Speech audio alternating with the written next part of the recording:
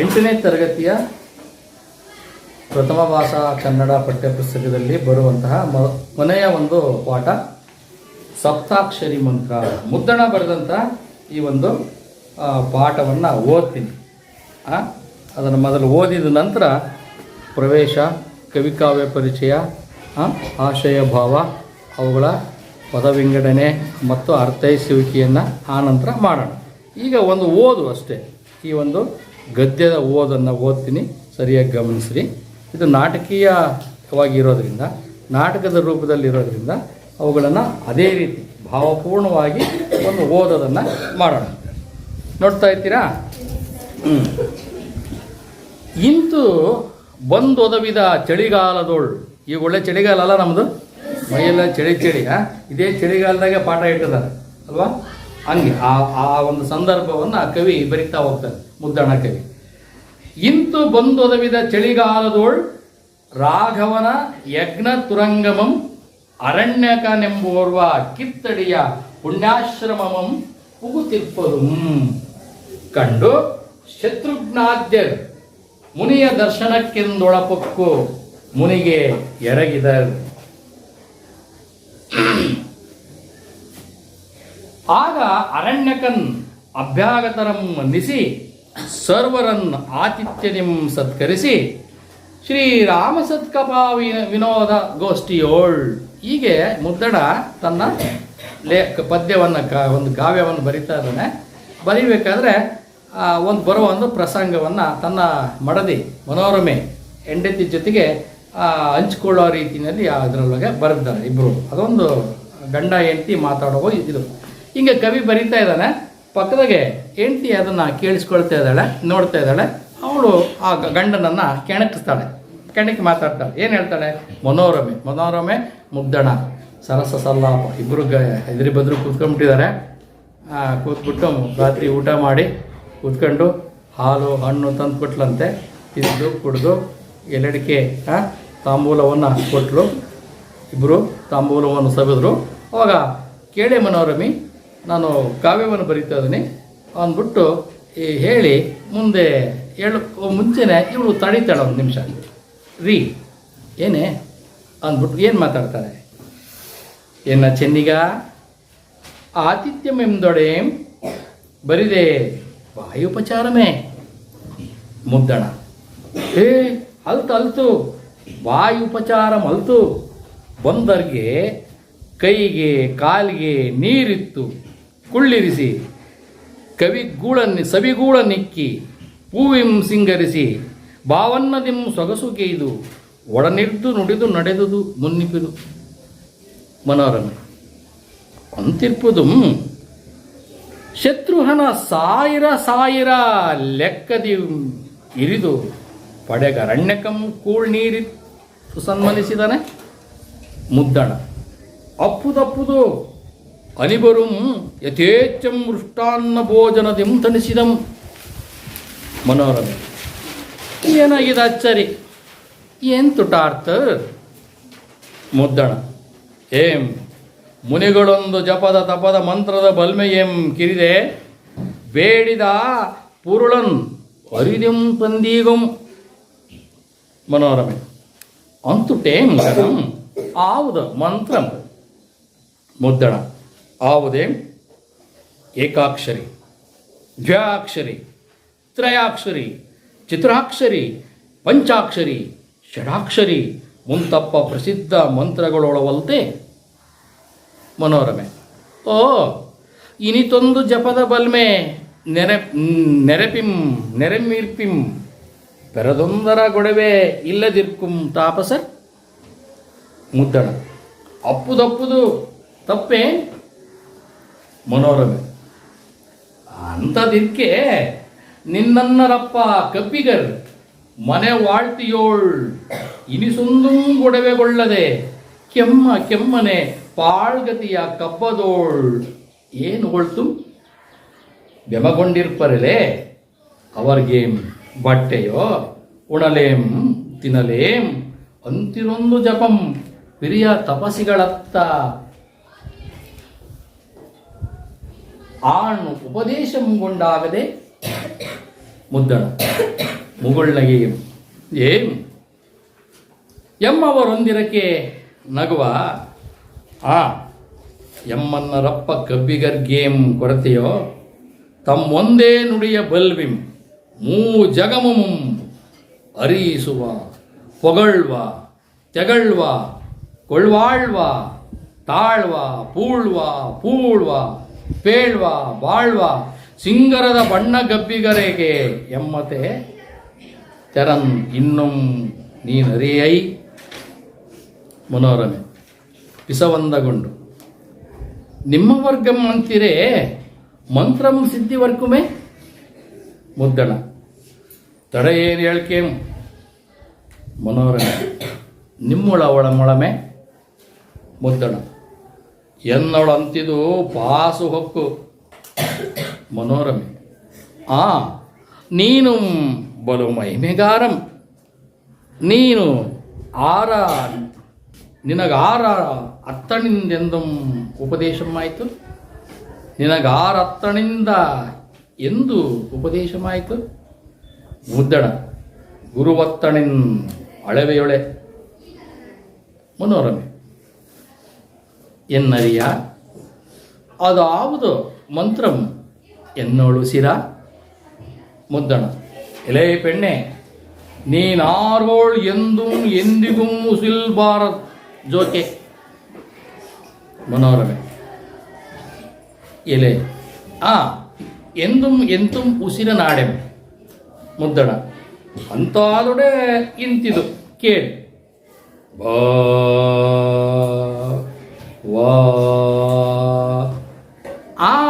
ಪೆರರೋಳ್ ಆಡೆನೆಂಬ ನಂಬುಗೆ ಇವೆಂಪೊಯ್ ಮನೋರಮೆ ಇದೆ ಬಿಡಿ ನಂಬುಗೆ ಇವೆಂ ನಿನ್ನಾಣೆ ಕುಲದೈವದಾಣೆ ಎಂದುಂ ಪೆರರೋಳ್ ವರೆಯಂ ಮುದ್ದಣ ಭವತಿ ಬಿ ನೀನೆಂತ ಮಳೆವೆಯೋಳ್ ಪೆರರೊಡನುಸಿದ್ದು ಗುಟ್ಟಂ ಬಿಟ್ಟೊಡೆ ಎಮ್ಮನ್ನರ್ ಬಾಳಕ್ಕುಂ ಮನೋರಮೆ ಆನೆಮ್ಮೊಡೆಯೇ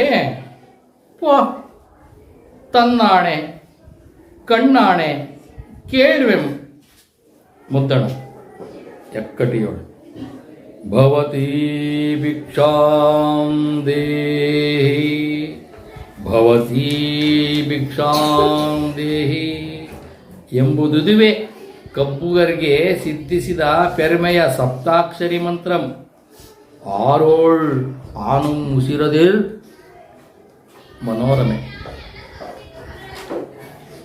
ಅರೆ ಮುನಿಸಿನಿಂ ಮಾನೆಲೆ ರಮಣ ನಿನ್ನ ನುಡಿಯಂ ಸಾಜಂ ನಿಕ್ಕುವಂ ಎಂದೇ ಬಗೆದೆನ್ ಈಚರನ ಮಾಟದ ಕವಡ ನುಡಿಯ ಕೊಂಕೆಂಬುದನ್ ಅರಿಯದಾದೆಂ ನೀಂ ಕಬ್ಬಿಗನೋ ಸಬ್ಬಕಾರನು ನಿನ್ನೀ ಕಬ್ಬದ ಸೊಗಸಂ ಎಮ್ಮನ್ನರಪ್ಪ ಜಾಣಿಲಿವೆಣ್ಗಳೇ ಕೊಂಡಾಡುವರಲ್ಲದೆ ಬಲ್ಲರೇನುವಲ್ವರೇ ಮುಗ್ದಣ ಸಾಲ್ಗುಂ ಈ ಪರಿಹಾಸಂ ಮುಂಗದೆಯಂ ಕೇಳ್ ಇಷ್ಟು ಅರ್ಥ ಆಯ್ತು ಏನಾದರೂ ಅರ್ಥ ಆಗಿರಲ್ಲ ಅಲ್ವಾ ನಾನು ಇದು ಹಿಂಗಿದೆ ಒಂದು ಕನ್ನಡದ್ದು ಇದು ತಮಿಳು ಅಲ್ಲ ತೆಲುಗು ಅಲ್ಲ ಸಂಸ್ಕೃತನೂ ಅಲ್ಲ ಅಚ್ಚ ಕನ್ನಡದಲ್ಲಿ ಬರೆದಿರೋದು ನಿಮಗೆ ಇದು ಹೇಗಿದೆ ಅನ್ನೋದನ್ನು ಒಂದು ಅರ್ಧ ಜನಕ್ಕೆ ಚೂರು ಗೊತ್ತಾಗಿರುತ್ತಲ್ವ ಇದರ ಅರ್ಥವನ್ನು ಈಗ ಅದನ್ನು ಗಮನಿಸಿ ನೋಡೋಣ ಇವುಗಳ ಪದ ವಿಂಗಡಣೆ ಮಾಡಿ ಈಗ ಓದೋದನ್ನು ನೋಡೋಣ ಈಗ ಈ ಸಪ್ತಾಕ್ಷರಿ ಮಂತ್ರ 7 ಅಕ್ಷರಗಳ ಮಂತ್ರ ಇದ್ರ ಬಗ್ಗೆ ಇರುವಂತಹ ಒಂದು ಪೂರ್ವಕತೆ ಏನು ಅನ್ನೋದನ್ನು ನೋಡೋಣ ಶ್ರೀರಾಮನು ರಾವಣಾದಿಗಳ ಸಂಹರಿಸಿ ಹರಿಭಕ್ತನು ರಾವಣನ ಸೋದರನೂ ಆದ ವಿಭೀಷಣನಿಗೆ ಲಂಕೆಯ ಪಟ್ಟ ಕಟ್ಟಿ ಸೀತಾ ಸಮೇತ ಅಯೋಧ್ಯೆಗೆ ಬಂದು ರಾಜ್ಯಭಾರ ಮಾಡ್ತಾ ಇದ್ದ. ಸೀತೆಯನ್ನು ಯಾರು ಅಪಹರಿಸ್ಕೊಂಡು ಹೋಗಿದ್ರು? ರಾವಣನ ತಮ್ಮ ಯಾರು? ವಿಭೀಷಣ. ರಾವಣನನ್ನು ಕೊಂದ್ರು. ಆಮೇಲೆ ಅವ್ರ ತಮ್ಮನಾದಂಥ ವಿಭೀಷಣನೇ ಪಟ್ಟ ಕಟ್ಟಿ ಆಯ್ತಪ್ಪ ನೀನು ಆಳ್ವಿಕೆ ಮಾಡ್ತಾ ಇರು, ನಾವು ಹೊರಡ್ತೀವಿ ಅಂತಂದು ಮತ್ತೆ ಮರಳಿ ಸೀತೆಯನ್ನು ಕರ್ಕೊಂಡು ಹನುಮಂತಾದಿಯಾಗಿ ಲಕ್ಷ್ಮಣ, ರಾಮ, ಭರತ, ಶತ್ರುಘ್ನ ಇವರೆಲ್ಲ ವಾಪಸ್ಸು ತಮ್ಮ ಅಯೋಧ್ಯೆಗೆ ಮರಳುತ್ತಾರೆ.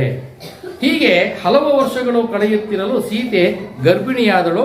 ಅದೊಂದು ದಿನ ಸೀತೆಯೊಡನೆ ಶ್ರೀರಾಮಚಂದ್ರನು ರಾಣಿವಾಸದ ಮಗಸಾಲೆಯಲ್ಲಿ ಕುಳಿತು ಸಲ್ಲಾಪಗೈಯುತ್ತಿರುವಾಗ ಸೀತೆ ತನ್ನ ಮನದ ಬೇಸರ ಕಳೆಯಲೋಸ್ಗ ಕಾಡಿನ ಋಷಿಯಾಶ್ರಮಕ್ಕೆ ಹೋಗಿ ಬರಬೇಕೆಂದು ಆಸೆಯನ್ನು ಪ್ರಕಟಿಸ್ತಾಳೆ. ಅವಳು ವಾಪಸ್ಸು ಲಂಕಾದಿಂದ ಬಂದ ಮೇಲೆ ಸುಖವಾಗಿ ಸಂಸಾರ ಮಾಡ್ತಾ ಇರ್ತಾರೆ. ಆನಂತರ ಅವಳು ಗರ್ಭಿಣಿ ಆಗ್ತಾಳೆ. ಅವಾಗ ಒಂದು ಅಂದರು, ಏನೇ ಸೀತೆ ಅಂದರು, ನನಗೆ ಋಷಿಗಳ ಆಶ್ರಮಕ್ಕೆ ಹೋಗ್ಬೇಕು ಅಂತ ಬಯಕೆ ಆಗ್ತಿದೆ ಕಣ್ರಿ ಅಂದರು. ಹೌದಾ, ಋಷಿ ಆಶ್ರಮಕ್ಕೆ ಹೋಗ್ಬೇಕಂತ ಬಯಕೆನಾ? ಸರಿಯಮ್ಮ, ಇವತ್ತು ಹೋಗೋಣ, ನೀನು ಕರ್ಕೊಂಡು ಹೋಗ್ತೀನಿ ಅಂತ ಹೇಳ್ತಾನೆ.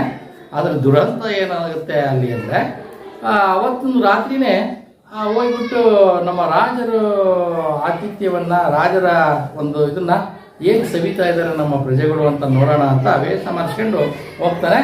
ಆ ರಾತ್ರಿ ಒಬ್ಬನು ಎಂಟೆ ಕುಡಿದ್ಬಿಟ್ಟಿರ್ತಾನೆ. ಕುಡಿದ್ಬಿಟ್ಟು ಒಬ್ಬ ಹಂಸ ಹೆಂಡತಿಗೆ ಬೈತಾ ಇರ್ತಾನೆ, ಹೊಡೆದು ಹೊರಗೆ ಹಾಕಿರ್ತಾನೆ. ಅಕ್ಕಪಕ್ಕದ ಮನೆಯವರೆಲ್ಲ ಬಂದ್ಬಿಟ್ಟು, ಹಂಗೆ ಮಾಡಬೇಡಪ್ಪ, ಹೆಂಡತಿ ಕರ್ಕೋ, ಹಂಗೆಲ್ಲ ಬುದ್ಧಿ ಹೇಳಿದ್ರು. ನಾನು ಕಟ್ಕೊಂಡ್ರೆ ಹೆಂಡ್ತಿ ವಾಪಸ್ ಬಂದ್ರೆ ಕರ್ಕೊಂಡು ಶ್ರೀರಾಮಚಂದ್ರ ಏನೋ ಓಯ್ ಅಂದ್ಬಿಟ್ಟು ಕೊಡ್ತದಲ್ಲಿ ಹೇಳ್ಬಿಡ್ತಾನೆ. ಇದನ್ನು ವೇಷ ಮಾಡಿಸ್ಕೊಂಡಿರೋ ರಾಮ ಕೇಳ್ಕೊಂಡ್ಬಿಟ್ಟಿರ್ತಾನೆ. ಅಯ್ಯೋಯ್ಯೋ, ನನ್ನನ್ನು ಇಷ್ಟು ಕೆಟ್ಟದಾಗಿ ನನ್ನ ಪ್ರಜೆಗಳು ತಿಳ್ಕೊಂಡಿದ್ದಾರಾ ಅಂದ್ಬಿಟ್ಟು ವಾಪಸ್ ಬರ್ತಾನೆ. ಬಂದ್ಬಿಟ್ಟು ಲಕ್ಷ್ಮಣನಿಗೆ ಹೇಳ್ತಾನೆ, ಹಿಂಗೆಲ್ಲ ಕಣಪ್ಪ, ಹಿಂಗೆ ಆಗಿಬಿಡ್ತು ಅಂದಾಗ, ಅಣ್ಣ ಏನು ಮಾಡಬೇಕು ಅಂತಾನೆ. ಏನಿಲ್ಲ, ನಿಮ್ಮ ಅತಿಯಮ್ಮ ಕರ್ಕೊಂಡು ಹೋಗಿ ಕಾಡನ್ನೇ ಬಿಟ್ಟು ಬಂದ್ಬಿಡು. ಅಯ್ಯೋ, ಏನಣ್ಣ ಹಿಂಗೆ ಹೇಳ್ತಾ ಇದೀಯಾ ಅಂತಾನೆ. ಇಲ್ಲ, ನನ್ನ ಮಾತು ಆಗ್ನೇ ಕೇಳ್ತೀಯಿಲ್ಲ. ಸರಿ, ಅವ್ರ ಅಣ್ಣನ ಮಾತನ್ನು ಮೀರೋಲ್ಲ, ಅವನು ಆಗಲಿ ಅಂತ ಒಪ್ಕೊಂಡು ಅವಳನ್ನು ಕರ್ಕೊಂಡೋಗಿ ಆ ಬೆಳಗ್ಗೆನೇ ರಾಮಗೆ ಹೇಳಿರ್ತಾಳಲ್ಲ, ನನಗೆ ಋಷಿಗಳ ಆಶ್ರಮ ನೋಡೋಕ್ಕಂತ ಬಯಕೆ ಆಗಿದೆ. ಯಾರಿಗೆ ಬಸರಿಗೆ ಯಾರಿಗೆ ಬಯಕೆಗಳು ಜಾಸ್ತಿ ಆಗ್ತಾವಂತೆ. ಒಂದೊಂದು ತಿಂಗಳಿಗೆ ಒಂದೊಂದು ಬಯಕೆ ಆಗ್ತಾ ಇರುತ್ತಂತೆ. ಅವಾಗ ಅವ್ರ ಬಯಕೆ ಈಡೇರಿಸ್ಬೇಕು ಅಂತ ಅವ್ರು ಏನು ತಿನ್ನಬೇಕು ಉಣ್ಬೇಕು ಅಂತಾರೆ, ಅದನ್ನು ಮಾಡಿಕೊಡ್ತಾರೆ. ಏನು ನೋಡ್ಬೇಕು ಅನಿಸುತ್ತೆ, ಯಾವ ದೇವ್ರ ದೇವಸ್ಥಾನಕ್ಕೆ ಹೋಗ್ಬೇಕು ಅನಿಸುತ್ತೆ, ಅದನ್ನೆಲ್ಲ ಏನು ಉಡ್ಬೇಕು ಅನಿಸುತ್ತೆ, ಅದನ್ನೆಲ್ಲ ಅವರ ಒಂದು ಬಯಕೆಯನ್ನು ಈಡೇರಿಸುತ್ತಾರೆ. ಮನೆಗಿರೋ ಅತ್ತೆಗಳು, ಅಮ್ಮಗಳು ಅವ್ರನ್ನ ಚೆನ್ನಾಗಿ, ಯಾಕೆಂದರೆ ಒಳಗಿರೋ ಮಗು ಕೇಳಿಸ್ಕೊಳ್ತಾ ಇರುತ್ತಂತೆ. 3 ತಿಂಗಳ ನಂತರ ಪಿಂಡ ಬೆಳೆಯುತ್ತಲ್ಲ, 3, 4, 5, 6, 7ಕ್ಕೆ ಬಂದಂಗೆಲ್ಲ ಒಂದು ತಿಂಗಳಿಗೆ ತಲೆ ಬೆಳೆಯುತ್ತೆ, ಒಂದು ಕಡೆಗೆ ಹೃದಯ ಬೆಳೆಯುತ್ತೆ, ಒಂದು ಕಡೆ ಕೈ ಕಾಲು ಬೆಳೀತಿರ್ತವೆ. ತಿಂಗಳ ಬೆಳವಣಿಗೆ ಹೊಂದುತ್ತಾ ಇರುತ್ತೆ. ಹಾಗೆಯೇ ಬೆಳೀತಿರ್ಬೇಕಾದ್ರೆ ಅದು ಮೆದುಳು ಕೂಡ ಬೆಳೀತಿರುತ್ತೆ. ಹೊರಗಡೆ ಆಗೋದು ಏನು ಅನ್ನೋದನ್ನು ತನ್ನ ತಾಯಿಯ ಗರ್ಭದಲ್ಲೇ ಒಕ್ಕಳು ಬಳ್ಳಿ ಮುಖಾಂತರ ಕೇಳಿಸ್ತಾ ಇರುತ್ತೆ. ಆ ತಾಯಿ ಗರ್ಭದಲ್ಲಿ ಮಗು ಇರಬೇಕಾದ್ರೆ ಯಾವುದು ಆಲೋಚನೆ ಮಾಡ್ತಾಳೋ, ಶಾಂತವಾಗಿ ಸಮಾಚಿತವಾಗಿ ಸಂತೋಷವಾಗಿತ್ತು ಅಂದರೆ ಒಳ ಮಗು ಆರಂಭ ಸಂತೋಷವಾಗಿ ಅದನ್ನೇ ಕಲಿತಿರ್ತದೆ. ಬಡಿ ಎಡೆ ಗರಾಡ ಇದ್ದಾಯಿತು ಅಂದರೆ ಒಳಗಡೆ ಮಗು ಅದೇ ಡಿಸ್ಟರ್ಬೆನ್ಸ್ ಒಳಗೆ ಬೆಳೀತಾ ಇರ್ತದೆ. ಅದು ವೈಜ್ಞಾನಿಕವಾಗಿಯೂ ಸತ್ಯ. ಹಾಗೆಯೇ ಚನ್ನಬಸವಣ್ಣ ಅಂತ ವಚನಕಾರ, ಆತನು ಕೂಡ ಅವನು ಕರ್ಣಹಾಸಿಗೆ ಅಂತ ಒಂದು ಪುಸ್ತಕ ಬರ್ತಾನೆ. ಅದ್ರಾಗೆ ತಿಂಗಳ ಮಗು ಹೆಂಗೆ ಬೆಳವಣಿಗೆ ಆಗುತ್ತೆ, ಹೆಂಗೆ ಸಂಸ್ಕಾರ ಪಡೀತೈತೆ ಅನ್ನೋದು ಅವಾಗಲೇ ಬರ್ತಾನೆ. ನನ್ನ ತ್ರಿಕಾಲ ಜ್ಞಾನಿ ವಚನಕಾರ 12ನೇ ಶತಮಾನದಲ್ಲಿ. ಈಗಲೂ ಕೂಡ ಡಾಕ್ಟ್ರುಗಳು ತಿಂಗಳ ಯಾವಾಗ ಗರ್ಭಿಣಿಯಾದ ಹೆಣ್ಣುಮಕ್ಕಳನ್ನು ಆಸ್ಪತ್ರೆಗೆ ಕರ್ಕೊಂಡು ಹೋಗ್ಬೇಕು. ತಿಂಗಳ ಒಂದೊಂದು ಟ್ಯಾಬ್ಲೆಟ್ಸ್ ಕೊಡ್ತಿರ್ತಾರೆ. ಒಂದೊಂದು ಬೆಳವಣಿಗೆ ಯಾವ ಬೆಳವಣಿಗೆ ಆಗ್ತಿತ್ತು ಅವ್ರಿಗೆ ಗೊತ್ತಿರುತ್ತೆ. ಅದನ್ನು ಕೊಟ್ಟಾಗ ಅದು ಚೆನ್ನಾಗಿ ಮಗು ಒಳಗಡೆ ಬೆಳವಣಿಗೆ ಆಗ್ತಾ ಇರುತ್ತೆ ಅಂತೇಳಿ ಅದು ಈಗ ವೈಜ್ಞಾನಿಕವಾಗಿಯೂ ಸತ್ಯ ಇದೆ. ಹೀಗೆ ಇವಳಿಗೆ ಬಯಕೆ ಆಗಿಬಿಟ್ಟಿರುತ್ತೆ. ಅವಾಗಲೇ ಇತ್ತು ಬಯಕೆ ಏನು ಪಡ್ತಾರೋ ಬಸುರಿಯರು, ಅವರಿಗೆ ಬಯಕೆ ಈಡೇರಿಸ್ಬೇಕು ಅನ್ನೋದಿರುತ್ತೆ. ಅವಾಗೆಲ್ಲ ಏನು ಮಾಡೋರು, ಮಣ್ಣು ತಿನ್ನೋದು, ಸುಣ್ಣ ತಿನ್ನೋದು ಎಲ್ಲ ಮಾಡ್ತಿದ್ರು. ಮಣ್ಣು ಯಾಕೆ ಮಣ್ಣು ತಿಂತಿದ್ರು ಅಂತಂದರೆ, ಅದು ಮಣ್ಣಲ್ಲಿ ಕಬ್ಬಿಣಾಂಶ ಇರುತ್ತೆ.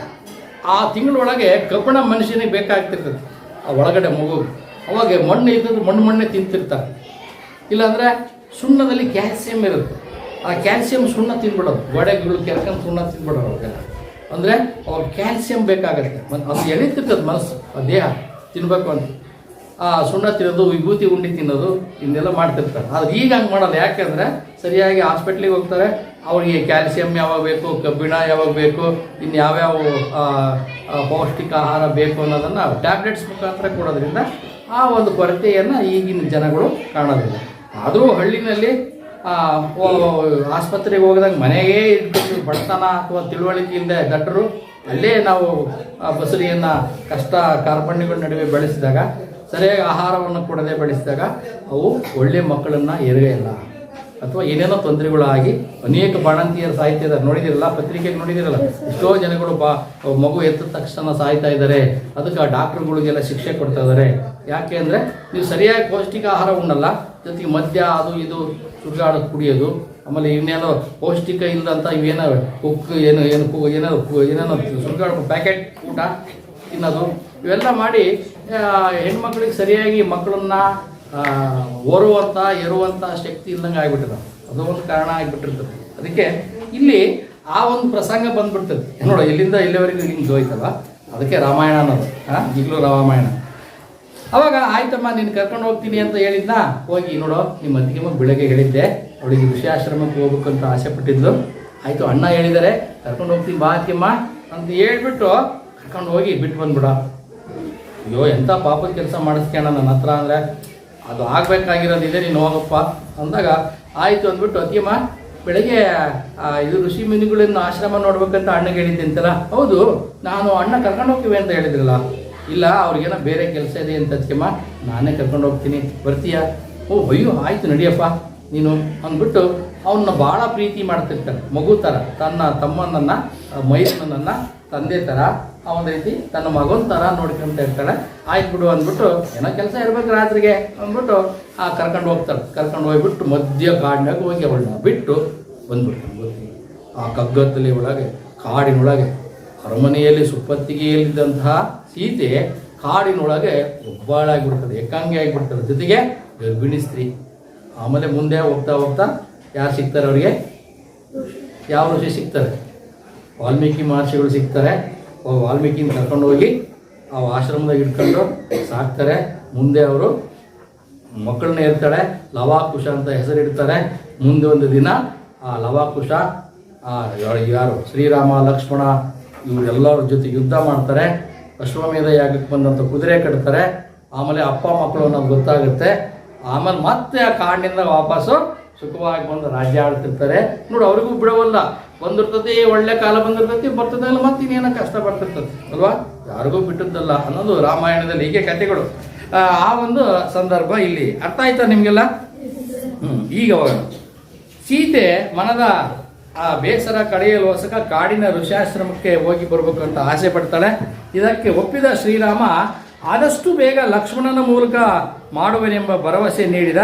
ಅದೇ ದಿನ ರಾತ್ರಿ ಆ ಪ್ರಜೆಯೊಬ್ಬ ಆಡಿದ ಮಾತನ್ನು ಬೇವುಗಾರನೆಂದ ತಿಳಿದ ರಾಮ ಸೀತೆ ನಿಷ್ಕಳಂಕಿನಿ ಎಂದು ತಿಳಿದಿದ್ದರೂ ಪ್ರಜಾ ಅಭಿಪ್ರಾಯಕ್ಕೆ ಮನ್ನಣೆ ನೀಡಬೇಕಾದುದು ರಾಜನ ಆದ್ಯ ಕರ್ತವ್ಯ ಎಂಬ ದೃಷ್ಟಿಯಿಂದ ಆಕೆಯನ್ನ ತೊರೆಯೋದಕ್ಕೆ ನಿರ್ಧರಿಸ್ತಾನೆ.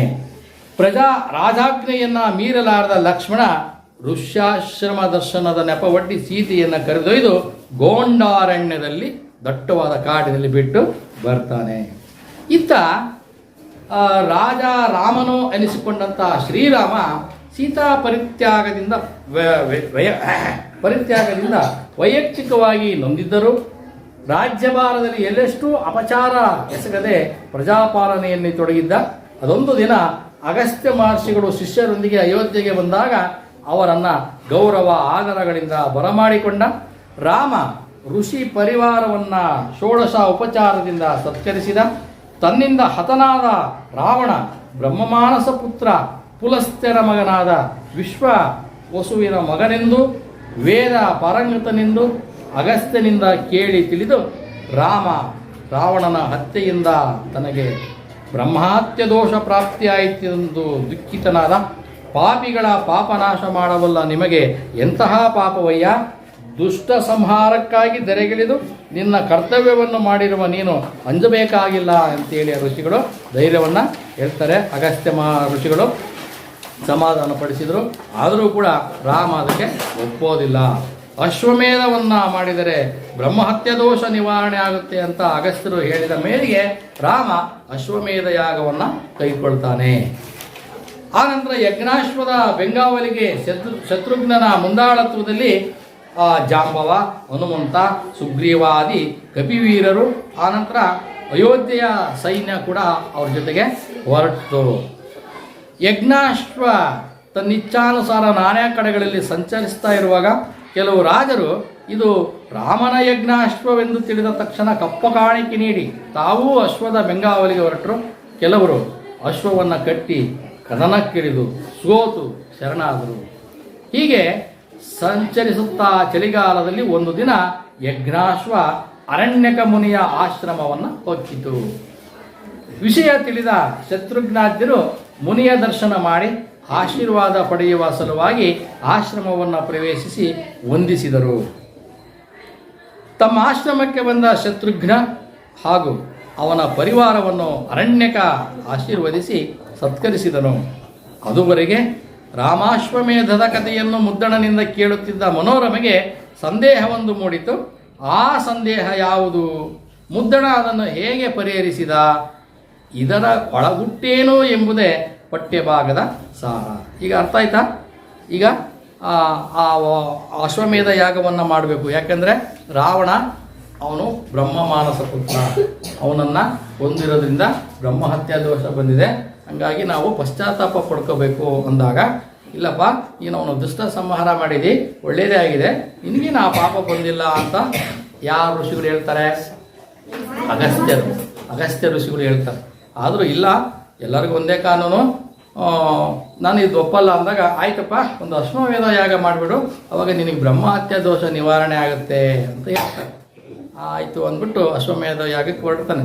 ಶತ್ರುಘ್ನ ಅವ್ರನ್ನ ಮುಂದಾಳತ್ವ ಬಿಟ್ಬಿಟ್ಟು ಎಲ್ಲ ಸೈನಿಕರು ಹೊರಡ್ತಾರೆ. ಹೋದಾಗ ಅಲ್ಲಿ ಒಂದು ಅರಣ್ಯಕ ಒಂದು ಋಷಿ ಆ ಒಂದು ಆಶ್ರಮಕ್ಕೆ ಬರ್ತಾರೆ.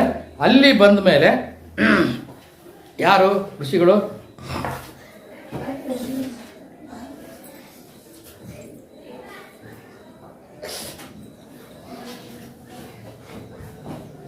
ಅರಣ್ಯಕ ಮುನಿ ಅಂತ ಅಂದು ಯಜ್ಞಾಶ್ವ ಅರಣ್ಯಕ ಮುನಿಯ ಆಶ್ರಮ ಒಳ ಹೋಗುತ್ತೆ. ಅವಾಗ ಇದು ಶ್ರೀರಾಮಚಂದ್ರನ ಅಶ್ವಮೇಧಯ ಕುದುರೆ ಅಂದ್ಬಿಟ್ಟು ಅವ್ರನ್ನ ಬನ್ನಿ ಅಂದ್ಬಿಟ್ಟು ಆ ಕುದುರೆಯನ್ನು ಕಟ್ಟಿ ಬಂದಂತಹ ಸಾವಿರ ಸೈನಿಕರನ್ನು ಕೂರಿಸಿ ಅವ್ರಿಗೆ ಮೃಷ್ಟಾನ್ನ ಭೋಜನ ಮಾಡಿಸಿ ಬಹಳ ಆತಿಥ್ಯ ಮಾಡಿದರು ಅಂತ ಹೇಳಿ ತನ್ನ ಕಾವ್ಯದಲ್ಲಿ ಬರೀತಾ ಇರ್ತಾನೆ. ಅವಾಗ ನಿಲ್ಲಿಸಿ ಕತೆ, ಇದು ಕತೆ ಹೇಳ್ತಿರ್ತಾನೆ ಅವನಿಗೆ. ಈಗ ಯಾರು ಮುದ್ದಣ ತನ್ನ ಕಾವ್ಯ ಬರೀಬೇಕಾದ್ರೆ ಹೇಳ್ತಾ ಇರ್ತಾನೆ. ಅವಾಗ ರೀ ನಿಲ್ಲಿಸ್ರಿ ಎಲ್ಲರೂ ಸಾಧ್ಯ ಇರ್ರಿ. ಇವ್ರು ನೋಡಿದ್ರೆ ಋಷಿಗಳು ಅಂತೀರಿ, ಆಶ್ರಮವಾಸಿಗಳು ಅಂತೀರಿ, ಅವರೇ ಗೆಡ್ಡೆ ಗೆಣಸು ಅದು ಇದು ತಿಂತಿರ್ತಾರೆ. ಅಂಥ ಸಂದರ್ಭದಲ್ಲಿ ಸಾವಿರ ಜನಗಳು ಬಂದರು, ಸೈನಿಕರು ಕುದುರೆ ಮೇಲೆ ಬಂದರು, ರಥಗಳ ಮೇಲೆ ಬಂದರು, ಕಾಲಾಳುಗಳು ಬಂದರು. ಇವರೆಲ್ಲರನ್ನೂ ಕರೆದು ಭಾಳ ಸತ್ಕಾರ ಮಾಡಿ ಅವ್ರಿಗೆ ಬಿಸಿನೀರು ಕೊಟ್ಟು ಪಾದವನ್ನು ಒತ್ತಿ ಕೂರಿಸಿ ಆಮೇಲೆ ಗಾಳಿ ಬೀಸ್ತಾ ಮೃಷ್ಟಾನ್ನ ಭೋಜನ, ಹಲವಾರು ಮೃಷ್ಟಾನ್ನ ಭೋಜನ ಇಟ್ಟು ಊಟ ಮಾಡಿಸಿದ್ರು. ಹಾಲು ಕೊಟ್ಟರು, ಹಣ್ಣು ಕೊಟ್ಟರು. ಏನೆಲ್ಲ ಹೇಳ್ತೀರಿ ಹೇಳ್ರಿ ಕವಿಗಳೇ, ಏನು ಬುರುಡೆ ಬಿಡ್ತೀರಿ? ಎಲ್ಲರೂ ಸಾಧ್ಯನಾ? ಗಂಡನನ್ನು ಆಕೆ ಕೆಣಕ್ತಾಳೆ. ಅವಾಗ ಹೂನೇ ಅವ್ರು ನಿಜವಾಗ್ಲೂ ಈ ರೀತಿ ಸಾವಿರ ಎಲ್ಲ ಜನರನ್ನು ಸೈನಿಕರನ್ನ ಸಂತೈಸಿದ್ರು ಋಷಿಮುನಿಗಳು ಅಂದಾಗ ಅದು ಹೆಂಗೆ ಸಾಧ್ಯ ಅಂದರೆ ಅದು ಒಂದು ಗುಟ್ಟಿದೆ ಕಣೆ. ಅವ್ರ ಹತ್ರ ಒಂದು ಮಂತ್ರ ಇದೆ. ಯಾವುದು? ಸಪ್ತಾಕ್ಷರಿ ಮಂತ್ರ. ಅದನ್ನು ಯಾವ ಮಂತ್ರ ಕೇಳ್ತಾಳಲ್ಲಿ? ಸಪ್ತಾಕ್ಷರಿ ಮಂತ್ರ. ಯಾವುದು? ಭವತೀ ಭಿಕ್ಷಾಂದೇಹಿ. ಅದು ಬೇಡದು.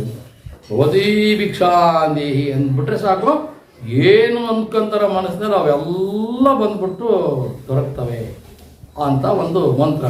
ಕವಿಗಳು ಒಂದು ಸೃಷ್ಟಿಸಿದಂಥ ಒಂದು ಮಂತ್ರ. ಇದನ್ನು ಅವಳು ಭಾಳ ಲೇವಡಿ ಮಾಡ್ತಾರೆ. ಎಲ್ಲರೂ ಸಾಧ್ಯ ಏನ್ರಿ ಅಂದಾಗ ಅವರಿಬ್ಬರ ನಡುವೆ ನಡೆಯೋ ಸಂಭಾಷಣೆ. ಈಗ ಕಥೆಯನ್ನು ಹೇಳೋದು ನಿಲ್ಲಿಸಿದ್ದಾರೆ, ಅರಣ್ಯಕ ಋಷಿ ಮುನಿಯಲ್ಲಿ ಎಲ್ಲ ನಿಂತಿದ್ದಾರೆ. ಈಕೆ ಗಂಡನನ್ನು ಪ್ರಶ್ನೆ ಮಾಡ್ತಾರೆ. ಯಾವುದು ಈ ಒಂದು ಇದರಲ್ಲಿ ಶುರು ಆಗುತ್ತೆ. ಮೊದಲು ಕೇಳ್ತಾರೆ, ಅರ್ಥ ಆಗ್ತಿದೆಯಾ? ಇಂತು ಬಂದು ಒದವಿದ ಚಳಿಗಾಲದೋಳು ರಾಘವನ ಯಜ್ಞ ತುರಂಗಮಂ ಅರಣ್ಯಕನ್ ಎಂಬ ಓರ್ವ ಕಿತ್ತಡಿಯ ಪುಣ್ಯ ಆಶ್ರಮಂ ಕೂತಿರ್ಬೋದು. ಹೀಗೆ ಯಜ್ಞಾಶ್ವಮೇಧ ಯಾಗ ಬರ್ತಾ ಇರುತ್ತೆ. ಆ ಕುದುರೆ ಬಂದು ಅಲ್ಲಿ ಇಲ್ಲಿ ಎಲ್ಲಿ ಹೋಗುತ್ತೋ ಗೊತ್ತಿಲ್ಲ, ಅದು ಯಾವ ರಾಜ್ಯಕ್ಕೆ ಹೋಗುತ್ತೋ ಯಾವ ಆಶ್ರಮಕ್ಕೆ ಹೋಗುತ್ತೋ ಅದ್ರ ಹಿಂದ್ಗಡೆ ಸೈನಿಕರು ಹೋಗ್ತಾ ಇರ್ತಾರೆ. ಆ ಒಂದು ಚಳಿಗಾಲ ಬೇರೆ, ವಿಪರೀತ ಚಳಿಗಾಲ ಬೇರೆ. ಆ ಒಂದು ಪುಣ್ಯಾಶ್ರಮಕ್ಕೆ ಅರಣ್ಯಕ ಅನ್ನುವ ಋಷಿಯ ಪುಣ್ಯಾಶ್ರಮಕ್ಕೆ ಹೋಗುತ್ತೆ. ಅದನ್ನು ಕಂಡು ಶತ್ರುಘ್ನಾದ್ಯರು ಮುನಿಯ ದರ್ಶನಕ್ಕೆ ಬಂದರು. ಶತ್ರುಘ್ನ, ಭರತ, ಶತ್ರುಘ್ನ ಇವರೆಲ್ಲ ಬಂದು ಅಲ್ಲಿ ಋಷಿ ಮುನಿಗಳ ಹತ್ರ ಬಂದ್ಬಿಟ್ಟು ನಮಸ್ಕಾರ ಸ್ವಾಮಿ, ನಾವು ಹಿಂಗೆ ಅಂತ ಹೇಳ್ತಾರೆ. ಅವಾಗ ಹೌದಾ, ಬನ್ನಿ ಬಂದು ಅವಾಗ ಮುನಿಗೆ ಆಗ ಅರಣ್ಯಕನ್ ಅಭ್ಯಾಗತರಂ ಮನ್ನಿಸಿ ಸರ್ವರಂ ಆತಿಥ್ಯದಂ ಸತ್ತರಿಸಿದ. ಅವಾಗೆಲ್ಲರನ್ನು ಕರೆದು, ಅತಿಥಿಗಳನ್ನು ಕರೆದು ಸರ್ವರನ್ನು ಆತಿಥ್ಯ ಮಾಡಿ ಅವರಿಗೆ ಉಣಲು ತಿನ್ನಲು ಹಾಲು ಹಣ್ಣು ಆಹಾರ ಭಕ್ಷ್ಯ ಭೋಜ್ಯಗಳನ್ನು ಮಾಡಿ ಸಂತೈಸಿದ ಎಲ್ಲರಿಗೂ ಅಂತಂದು. ಆ ನಂತರ ಎಲ್ಲ ಆಗಿದ್ಮೇಲೆ ಒಂದು ವಿನೋದಗೋಷ್ಠಿಯನ್ನು ಮಾಡ್ತಾರೆ. ಎಲ್ಲ ಊಟ ಆಗುತ್ತೆ, ಎಲ್ಲ ಆಗುತ್ತೆ. ಹೊಟ್ಟೆ ತುಂಬ ಊಟ ಮಾಡಿ ಅಂದ್ಬಿಟ್ಟು ಕುತ್ಕೊಂಡಿರ್ತಾರೆ ಎಲ್ಲ ಋಷಿಮುನಿಗಳು, ಅಲ್ಲ ಸೈನಿಕರು, ಸಾಕಾಗ್ಬಿಟ್ಟಿರುತ್ತೆ. ಅವ್ರ ಜೊತೆ ಎಲ್ಲ ಋಷಿಗಳು ಸೇರ್ತಾರೆ. ಒಂದು ವೇದಿಕೆ ಬರುತ್ತೆ, ಅಲ್ಲಿ ಋಷಿಮುನಿಗಳು ಎಲ್ಲ ಕುಂತಿದ್ದಾರೆ. ರಾಮ ಲಕ್ಷ್ಮಣ ಇವರು ಎಲ್ಲ ಕೂತ್ಕೊಂಡಿದ್ದಾರೆ. ಒಂದು ವಿನೋದಗೋಷ್ಠಿ, ಒಂದು ಸಾಂಸ್ಕೃತಿಕ ಕಾರ್ಯಕ್ರಮ ಏರ್ಪಡಿಸಬೇಕಪ್ಪ, ಸಂತೋಷಕೂಟ ಒಂದು ಬಿಟ್ಟು ಒಂದು ನೃತ್ಯದ್ದು ಒಂದು ಒಂದು ಆರಂಭ ವಿನೋದಗೋಷ್ಠಿ ಆರಂಭ ಮಾಡಬೇಕು, ಮಾಡ್ತಾ ಇದ್ದಾರೆ ಅಂತ ಹೇಳ್ತಾನೆ. ನೀನು ಅಷ್ಟೊಂದು ರೀ ನಿಲ್ಲಿಸಿ ಹೇಳ್ತಾಳೆ ಮನೋರಮ. ಹೇಳ್ತಾರೆ, ಎನ್ನ ಚೆನ್ನಿಗ ಚೆಲುವಾ ಅಂತ ಕೇಳ್ತಾರೆ ಪಕ್ಕದ. ಚೆನ್ನಿಗ ತಮಾಷೆ ಮಾಡ್ತಾಳೆ. ಆತಿಥ್ಯಂ ಎಂಬಡೆಯೇಂ ಬರಿದೆ ಬಾಯಿ ಉಪಚಾರಮೇ. ಚೆನ್ನಿಗೆಯನ್ನ ಚೆನ್ನಿಗ ಉಪಚಾರ ಅಂತಂದ್ರೆ ಏನು? ಬರೀ ಬಾಯಾಗ ಉಪಚಾರ ಮಾಡೋದ? ಶ್ರೀಮಂತರ ಏನಂತಾರೆ, ಬಡವ್ರ ಮನೆ ಊಟ ಚಂದ, ಶ್ರೀಮಂತರ ಮನೆ ಮಾತು ಚಂದ. ಮಾತನಾಗೆ ಹೇಳ್ಬಿಡ್ತಾರೆ. ಬಡವ್ರು ಬಂದರೆ ನಿಮ್ಗೆ ಕರೆದು ಬಂದು ತೊಳ್ಕೊಳ್ಳಿ ಬನ್ನಿ ಕೂರಿಸ್ತಾರೆ. ಮಾತು ಇನ್ನು ಏನು ಕೇಳಿರೋದಲ್ಲ, ನೀರು ಇಟ್ಬಿಟ್ಟು ಊಟಕ್ಕೆಲ್ಲ ಇಟ್ಟೇ ಬಿಡ್ತಾರೆ. ಅಯ್ಯೋ ಇಲ್ಲ ಬೇಡ, ಇಲ್ಲಿ ಊಟ ಮಾಡ್ಕೊ. ಇಲ್ಲ ಊಟ ಮಾಡಿ ಮನೆಗೆ ಬಂದು ಹಂಗೆ ಹೋಗೋದಾ ಅಂದ್ಬಿಟ್ಟು ಮನೆಗೆ ಏನಿದೆ ಅನ್ನೋ ಸೊಗಸಾಗಿ ಊಟಕ್ಕೆ ನೀಡ್ತಾರೆ. ಶ್ರೀಮಂತರ ಮನೆಗೆ ಹೋದರೆ ಈಗ ಬಂದ್ರೆ ಇಲ್ಲ ಹೋಗ್ತಾ ಇದ್ರೇನಲ್ಲ, ಹೌದು ಊಟ ಮಾಡಿ, ಊಟ ಆಗಿರ್ಬೇಕಲ್ಲ, ಊಟದ ಟೈಮಲ್ಲಿ ಇದು. ಏನಾದರೂ ತಿಂಡಿ, ತಿಂಡಿನೂ ಸಮಯ ಅಲ್ಲ ಅದು. ಸ್ವಲ್ಪ ಟೀ ತೊಗೊಳ್ತೀರಾ? ಟೀ ಕುಡ್ದಂಗೆ ಕಾಣಲ್ಲ, ಶುಗರ್ ಕಂಪ್ಲೇಂಟು. ಸ್ವಲ್ಪ ನೀರು ಬೆಳಗ್ಗೆಯಿಂದ ಸಿಕ್ಕೇ ಇಲ್ಲ, ಮನೆಯೊಳಗೆ ಕರೆಂಟ್ ಹೋಗಿಬಿಟ್ಟಿದ್ದಾವೆ. ಹಾಗಾಗಿ ನಾವು ಎಲ್ಲ ಹೊರಡ್ತೀರಾ ಅಂದಾಗ ಇನ್ನೇನು ಮಾಡೋದಪ್ಪ ಅಂದ್ಬಿಟ್ಟು ಅವನು ಹೊರಡ್ತಾ ಇರ್ತಾನೆ ಅಲ್ವಾ. ಶ್ರೀಮಂತರು ಮಾಡೋ ಉಪಚಾರಗಳು ಹಂಗೆ. ಅದಕ್ಕೆ ಇವಳು ಕೇಳ್ತಾಳೆ, ಉಪಚಾರ ಅಂದ್ರೆ ಏನು? ಬರೀ ಬಾಯಾಗ ಉಪಚಾರ ಮಾಡೋದಾ ಅಥವಾ ಅವರಿಗೆ ಸೊಗಸಾಗಿ ಊಟ ಮಾಡಿಸಿದ್ದು ನಿಜವಾಗ್ಲೂ ಮಾಡಿಸಿದ್ರ ಅಂತ ಕೇಳ್ತಾಳೆ. ಅದಕ್ಕೆ ಅವನು ಹೇಳ್ತಾನೆ, ಮುದ್ದಣ ಅಲ್ತು ಬಾಯಿ ಉಪಚಾರ ಮಾಡ್ತು. ಬರೀ ಬಾಯಿಗೆ ಉಪಚಾರ ಮಾಡಲಿಲ್ಲ ಕಣೆ, ಬಂದರಿಗೆ ಕೈಗೆ ಕಾಲಿಗೆ ನೀರಿತ್ತು ಕುಳ್ಳಿರಿಸಿ ಬಂದರೆಲ್ಲರಿಗೂ ರಾಮ ಲಕ್ಷ್ಮಣ ಶತ್ರುಘ್ನ ಆದಿಯಾಗಿ ರಾಜರಲ್ಲದೆ ಸೈನಿಕರು ಕುದುರೆ ಮೇಲೆ ಬಂದರು, ಕಾಲಾಳುಗಳಿಗೆ ರಥದಲ್ಲಿ ಬಂದರು, ಎಲ್ಲರಿಗೂ ಕಾರ್ದು ನೀರು ಕೊಟ್ಟು ಕಾಲಿಗೆ ನೀರು ಹಾಕಿ ತೊಳ್ಕೊಂಬಂದು ಕುತ್ಕೊಂಡ್ರಪ್ಪ ಅಂತ ಸಾರಿ ಗುಣಪಡಿಸಿದ್ರು. ಕುಂದಿರಿಸಿ ಕಾಲದಲ್ಲಿ ಹಾಕಿಬಿಟ್ಟು ನೀಡಿದರು. ಹೇಳ್ತಾಳೆ, ಇಕ್ಕಿ ಕೂಳನ್ ಕುಳ್ಳಿರಿಸಿ ಸವಿಗೂಳನ್ ಇಕ್ಕಿ. ಸವಿಯಾದ ಕೂಳ್ ಅಂದರೆ ಊಟ, ಒಳ್ಳೆ ಭಕ್ಷ್ಯ ಭೋಜ್ಯ ಇರುವಂಥ ಊಟವನ್ನು ಇಕ್ಕಿ ಹೂವಿನ ಸಿಂಗರಿಸಿ. ಅಷ್ಟೇ ಅಲ್ಲ, ಅವರ ಎಲೆಯ ಸುತ್ತ ಹೂವಿನಿಂದ ಶೃಂಗರಿಸಿದ್ರಂತೆ. ಆ ಊಟದ ಎಲೆ ತುಂಬ ಹೂವನ್ನು ಇಟ್ಟು ಶೃಂಗಾರ ಮಾಡಿಬಿಟ್ಟು ಮಂತ್ರ ಪೋಷಣೆ ಮಾಡ್ತಾ ಸಿಂಗರಿಸಿ ಭಾವನ್ನದಿಂ ಸೊಗಸಿಗೆ ಇದು ಬಹಳ ಸಂತೋಷದಿಂದ ಭಾವಪೂರ್ಣವಾಗಿ ಸಂತೋಷದಿಂದ ಅವರನ್ನು ಸೊಗಸಿಗೆಯ್ದು ಇದ್ದು ನುಡಿದು ನಡೆದು ಮುನ್ನಿಪಿದು ಬಹಳ ನಯವಾಗಿ ಬಿಡಿಸ್ಕೊಡಿ. ಊಟ ತಗೊಳ್ಳಿ, ಪಾಯಸ ತಗೊಳ್ಳಿ, ಹೋಳಿ ತಗೊಳ್ಳಿ, ತುಪ್ಪ ಹಾಕ್ಸ್ಕೊಳ್ರಿ, ಜೇನುತುಪ್ಪ ಹಾಕ್ಸ್ಕೊಳ್ರಿ, ಅದು ಹಾಕ್ಸ್ಕೊಳ್ರಿ, ಇದು ಹಾಕ್ಸ್ಕೊಳ್ರಿ ಅಂತ ಕೇಳಿ ಪ್ರೀತಿಯಿಂದ ಬಡಿಸ್ತಾ ಇದ್ರು. ಕೆಲವು ಹೋಟ್ಲು ಕೂಡ ಬಡಿಸ್ತಿರ್ತಾರೆ, ತಗೊಳ್ಳಿ ಏನು ಬೇಕು ತಗೊಳ್ಳಿ, ಭಾಳ ಪ್ರೀತಿಯಿಂದ ಬಡಿಸ್ತಿರ್ತಾರೆ. ನಮಸ್ಕಾರ. ಇವಾಗೆಲ್ಲ ದೊಡ್ಡ ಹೋಟ್ಲುಗಳೇ ಶರಣ ಅಂತ ನಮಸ್ಕಾರ ಮಾಡಿ ಬನ್ನಿ ಕೂತ್ಕೊಳ್ಳಿ ಏನು ಕೇಳಿ ಮನೆಯವರೆಗೂ ಭಾಳ ಪ್ರೀತಿಯಿಂದ ಕಾಣೋದು. ಅದು ದುಡ್ಡಿಗೋಸ್ಕರ ಮಾಡ್ತಾರೆ, ಅದು ಬೇರೆ ಪ್ರಶ್ನೆ. ಆದರೆ ಕೆಲವು ಮನೆಗಳು ಹಾಗೆ ಬನ್ನಿ ಭಾಳ ಪ್ರೀತಿಯಿಂದ ಗೌರವದಿಂದ ಕೂರಿಸಿ ಏನು ಬೇಕು ಅಂತ ಕೇಳಿ ಭಕ್ತಿಯಿಂದ ನೀಡಿ ಅವ್ರಿಗೆ ಕಳಿಸ್ತಾರೆ. ಹಂಗೆ ಬಹಳ ಪ್ರೀತಿಯಿಂದ ಮನಸ್ಸಿದ್ರ ಕಡೆ ಅವರೆಲ್ಲರನ್ನೂ ಅಂತ ಹೇಳ್ತಾರೆ. ಮನೋರಮ ಹೇಳ್ತಾರೆ, ಅಂತೆ ಇರ್ಬೋದು ಶತ್ರುಹನ ಸಾಯರ ಲೆಕ್ಕದಿ ಇನಿಪಿರಿದು ಪಡೆಗೆ ಅರಣ್ಯಕಂ ನೀರಿತ್ತು ಸಂಬಂಧಿಸಿದಾನೆ. ಕೂಳು ನೀರು ಇತ್ತು ಸಂಬಂಧಿಸಿದ. ಅಲ್ಲರಿ ಸಾವಿರ ಸೈನಿಕರು ಇದ್ರಲ್ಲ, ಇವರಿಗೆಲ್ಲ ಅರಣ್ಯಕ ಮುನಿ ನಿಜವಾಗಲೂ ನೀರು ಊಟ ಬಡಿಸಿದ್ನಾ? ನಿಜವಾಗ್ಲೂ ಬಡಿಸಿದ್ನೇನ್ರಿ ಅಂತ ಮನೋರಮ ಹೇಳ್ತಾರೆ. ಅಂತೆ ಇರ್ಬೋದು ಅಲ್ಲ, ಮುದ್ದಣ ಹೇಳ್ತಾನೆ, ಅಪ್ಪುದು ಹನಿಬರಂ ಯಥಾ ಇಚ್ಚಂ ಮೃಷ್ಟಂ ಅನ್ನಭೋಜನಂ ತಳಿಸಿದನು. ಕಣೆ ಅವ್ರಿಗೆ ಏನೇನು ಇಷ್ಟ ಅದನ್ನು ಕೇಳಿ ಮೃಷ್ಟಾನ್ನ ಭೋಜನವನ್ನು ಎಲ್ಲರಿಗೂ ಬಿಡಿಸಿದ ಕಣೆ ಅಂತ ಮನೋರಮೆ. ನನಗೆ ಇದು ಆಶ್ಚರ್ಯ ಉಂಟು, ನನಗೆ ಇನ್ನು ಆಶ್ಚರ್ಯ ಅನಿಸ್ತದಪ್ಪ. ನನಗೆ ಏನೋ ಸುಳ್ಳು ಹೇಳ್ತಾ ಇದ್ದೀರಿ ನೀವು ಅನ್ನಿಸ್ತಾರೆ ಕವಿಗಳು. ಅದು ಹೆಂಗೆ ಸಾಧ್ಯ ರೀ ಅಂತ. ಮುಗ್ಧಣ ಮುನಿಗಳ ಒಂದು ಜಪದ ತಪದ ಮಂತ್ರದ ಬಲ್ಮೆ ಕಿರಿದೆ ಬೇಡಿದ ಪೂರ್ಣಂ ಉರದೆಂ ತಂದು ಒಯ್ಗುಂ. ಅಲ್ಲಿ ಋಷಿ ಮುನಿಗಳು ಅಂದ್ರೆ ಏನಂತ ತಿಳ್ಕೊಂಡಿದೀಯ ನೀನು? ಒಂದು ಜಪದ ಅವ್ರು ಏನು ಜಪ ತಪ ಮಾಡ್ತಾರೆ ಗೊತ್ತಾ? ಅವ್ರು ಒಂದು ಕಣ್ಣು ಮುಚ್ಚಿ ಜಪ ಮಾಡಿಬಿಟ್ಟು ಒಂದು ಮಂತ್ರ ಹೇಳ್ಬಿಟ್ರೆ ಅಂದ್ಬಿಟ್ರೆ 1,00,000 ಜನಕ್ಕೆ ಊಟ ಅಂಗಡಿ ಅಂತ ಮಂತ್ರ ಅಂದ್ಬಿಟ್ರೆ ಆ ಎಲೆ ತುಂಬ ಎಲ್ಲ ಏರ್ ಹಣ್ಣು ಹಂಪಲು ಎಲ್ಲ ಬರೀ ಮಂತ್ರದಿಂದನೇ ಹೇಳ್ಬಿಡ್ತಿದ್ರು ಕಣೆ ಅಂತಾರೆ. ಈಗ ಮನೋರಮೆ ಅಂತುಟ್ಟು ಏನ್ ಗನಂ ಹೌದಾ ಮಂತ್ರ ಹೌದಾ ಅದು ಅಂಥದ್ದು ಶ್ರೇಷ್ಠವಾದ ಮಂತ್ರ ಅದು ಯಾವುದೋ ನೋಡೋಣ ಹೇಳ್ರಿ ಅಂತಂದು ಹೇಳ್ತಾನೆ. ಹೀಗೆ ಮನೋರಮೆ ಕೇಳ್ತಾನೆ. ಮುದ್ದಣ ಅಂತೆ ಅದು ಇದಕ್ಕೆ ನಿನ್ನ ಅನ್ನರು ಅಪ್ಪ ಕಬ್ಬಿಗರು ಮನವಾಳ್ತೆಯೋಳು ಇನಿಸು ಒಂದು ಕೊಡದೆ ಕೊಳ್ಳದೆ ಕೆಮ್ಮನೆ ಪಾಳ್ಕತೆಯ ಕಪ್ಪದೋಳು ಏ ಕೊಳ್ತುಂ ಬೆವೆಗೊಂಡು ಇರ್ಪರ್ ಅಲೆ ಅವರಿಗೆ ಏಂ ಬಟ್ಟೆಯೋ ಉಣಲ್ ಏಂ ತಿನ್ನಲ್ ಏಂ ಅಂತೆ ಇರೆ ಒಂದು ಜಪಮಂ ಪಿರಿಯ ತಪಸ್ಸಿಗಳ ಅತ್ತಣೆಂ ಉಪದೇಶಂ ಕೊಂಡೊಡೆ ಆಗದೆ. ನೋಡ್ರಿ, ಸಹಜವಾಗಿ ಕವಿಗಳು ಬಡವರಿರ್ತಾರೆ. ಯಾಕೆಂದ್ರೆ ಅವರು ಸಾಕಷ್ಟು ಸಮಯ ಕೂತು ಓದಬೇಕಾಗತ್ತೆ. ಹಳೆಯ ಪುಸ್ತಕಗಳು, ದೊಡ್ಡ ದೊಡ್ಡ ಗ್ರಂಥಗಳು ಓದ್ತಾ ಕೂತು ಕೆಲಸ ಮಾಡೋರು ಯಾರು? ಕೆಲಸ ಮಾಡಿರ್ತಾನೆ ಹಣ ಬರೋದು. ಆದರೂ ಅವರು ಹಣಕ್ಕೋಸ್ಕರ ಬದುಕದೆ ಗುಣವನ್ನು ಸಂಪಾದನೆ ಮಾಡೋದಕ್ಕೋಸ್ಕರ ಅವರು ದೊಡ್ಡ ದೊಡ್ಡ ಗ್ರಂಥಗಳನ್ನ ಓದ್ತಾ ಸಮಯವನ್ನ ಅದಕ್ಕೆ ವಿನಿಯೋಗಿಸಿರ್ತಾರೆ. ಹಾಗೇನೆ ಬರೀಲಿಕ್ಕೆ ಕೂತ್ರೆ ದಿನಗಟ್ಟಲೆ ಬರಿತಾ ತಮ್ಮ ಸಮಯವನ್ನ ಅದರಲ್ಲೇ ಕಳೆದಿರ್ತಾರೆ. ಹಾಗಾಗಿ ಸಹಜವಾಗಿ ಕವಿಗಳು ಬಡವರಾಗಿರ್ತಾರೆ. ಇವಳು ಕೂಡ ಮುದ್ದಣ ಬಹಳ ಬಡವರು. ಸಹಜವಾಗಿ ಪಾಪ ಬಹಳ ಬಡತನ ಹೇಗಿರುತ್ತೆ ಅಂದ್ರೆ ಅದ್ಭುತವಾದ ಗ್ರಂಥಗಳನ್ನು ಬರೀತಾರೆ. ಅವರು ಒಬ್ಬ ಶಿಕ್ಷಕರು, ಏನು ದೈಹಿಕ ಶಿಕ್ಷಕರಾಗಿರ್ತಾರೆ. ಬಹಳ ಬಡತನ ಇರುತ್ತೆ.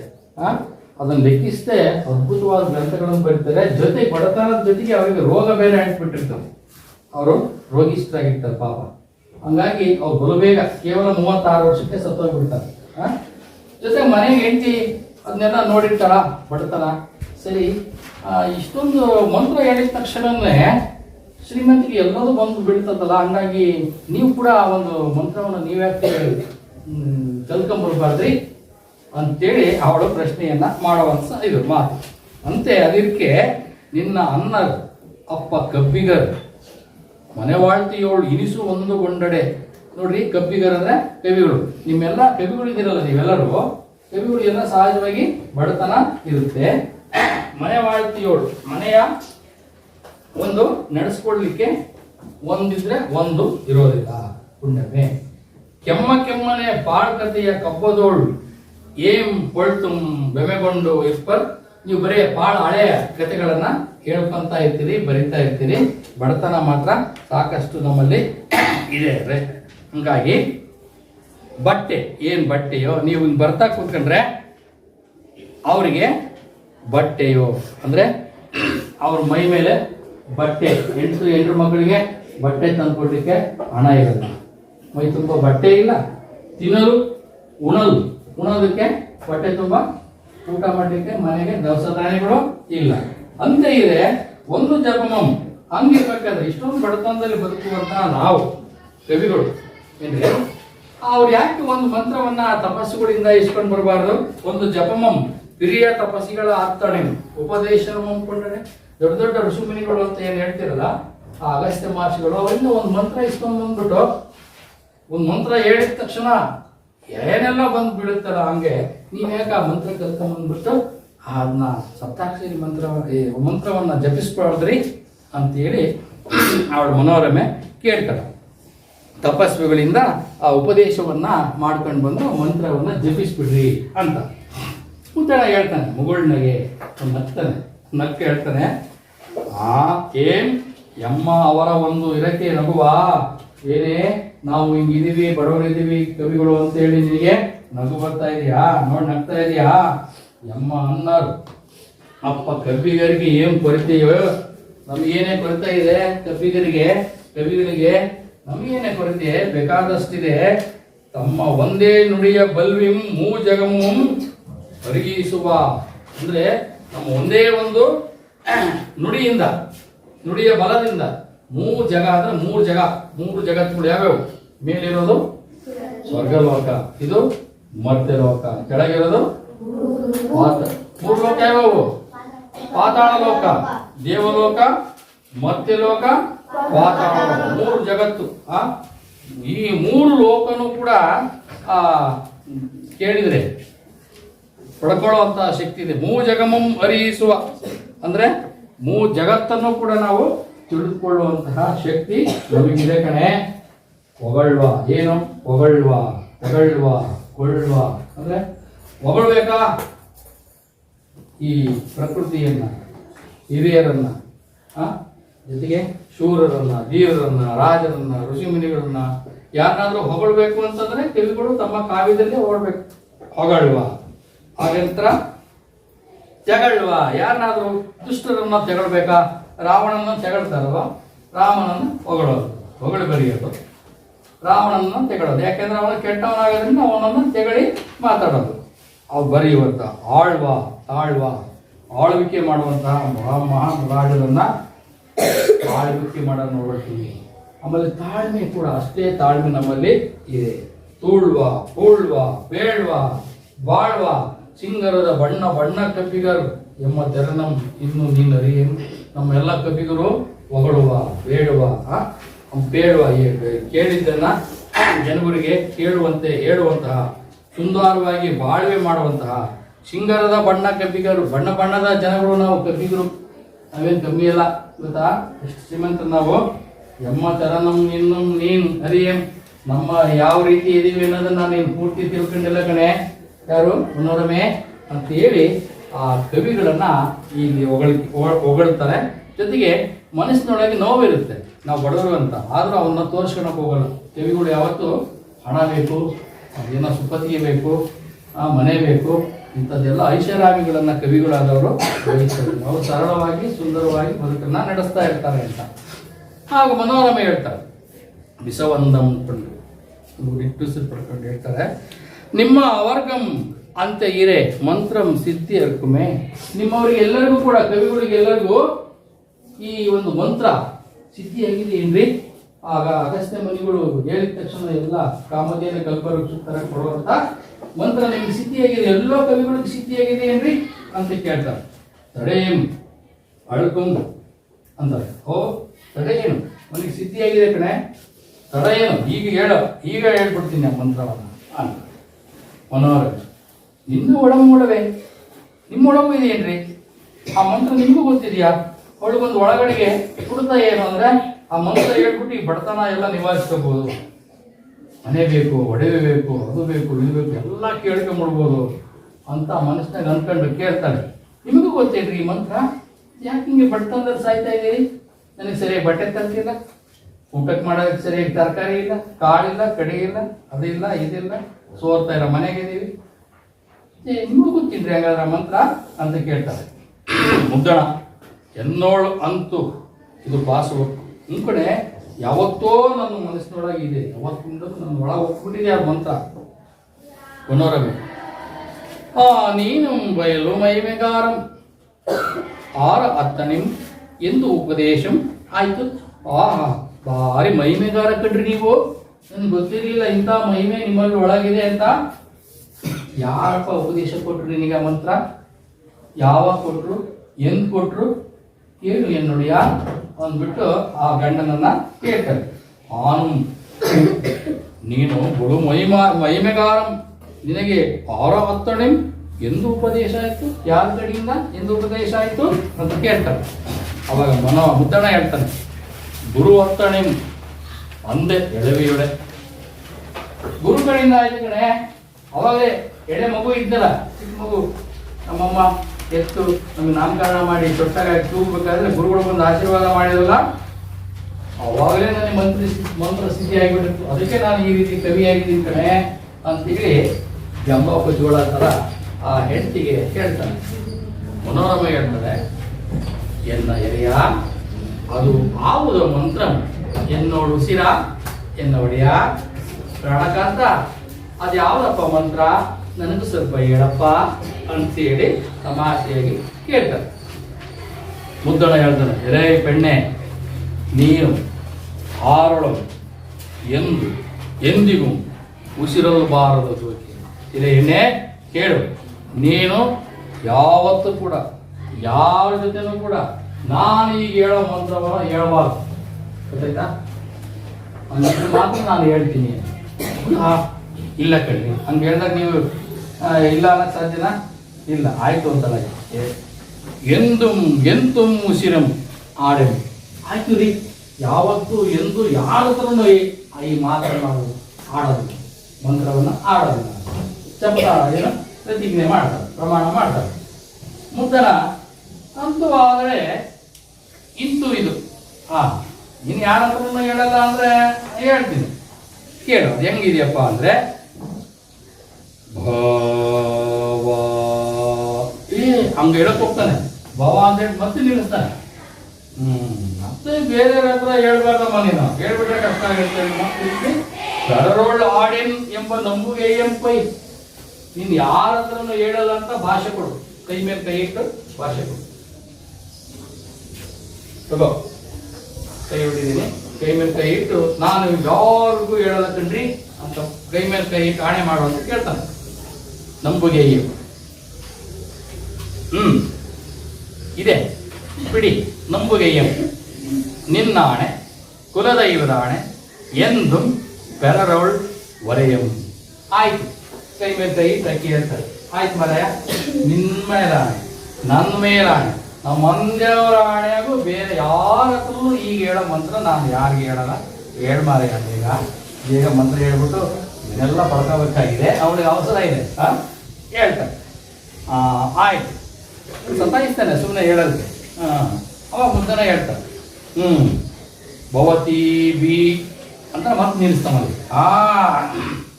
ನೋಡು, ನೀನು ಎಂತೋ ಮರವೆಯೋಳ್ ಪೆರರೊಡಂ ಸಿಕ್ತು ಗುಟ್ಟಂ ಬಿಟ್ಟೊಡೆ ಅನ್ನೋವರು ವಾಳಕ್ಕೂ ಅಲ್ಲಿ ಭವ ಅಂತ ಹೇಳ್ತಾರೆ. ಓಂ ಭವ ಭವತಿ ಅಂತ ಹೇಳಕ್ ಹೋಗ್ತಾರೆ. ನಿಲ್ಲಿಸಿ ನೀನು ಎಲ್ಲೋ ಮರ್ತ್ಬಿಟ್ಟು ಸ್ವಲ್ಪ ದಿನ ಆಗಿದೆ ನಾನು ಭಾಷೆ ಕೊಟ್ಟಿದ್ದೀನಿ ನಿನ್ನ ಗಂಡಿಗೆ ಅಂತ ಹೇಳೋದು ಮರ್ತ್ಬಿಟ್ಟು ಜೊತೆಗೆ ಹೋಗಿ ಕಿಸಿ ಕಿಸಿ ಹೇಳ್ಬಿಟ್ಟು ನಿನ್ನ ತವ್ರ ಮನೆಗೆ ಹೋದಾಗ ಸಹಜವಾಗಿ ಎಲ್ಲ ಹೇಳ್ತಿರ್ತಾರಲ್ವ, ನಮ್ಮ ಗಂಡ ಮನೆಗೆ ಹಂಗಿತ್ತು ಹಿಂಗಿತ್ತು ಅಷ್ಟು ಹಂಗೆ ಹಿಂಗೆ ಎಲ್ಲ ಹೇಳ್ತಿರ್ತಾರೆ ತವ್ರ ಮನೆಗೆ ಹೋಗ್ಬಿಟ್ಟು. ಹಂಗೆ ನೀನು ಎಲ್ಲರೂ ಹೋಗ್ಬಿಟ್ಟು ಮರ್ತು ಹೇಳ್ಬಿಟ್ರೆ ಏನೇ ಮಾಡೋದು?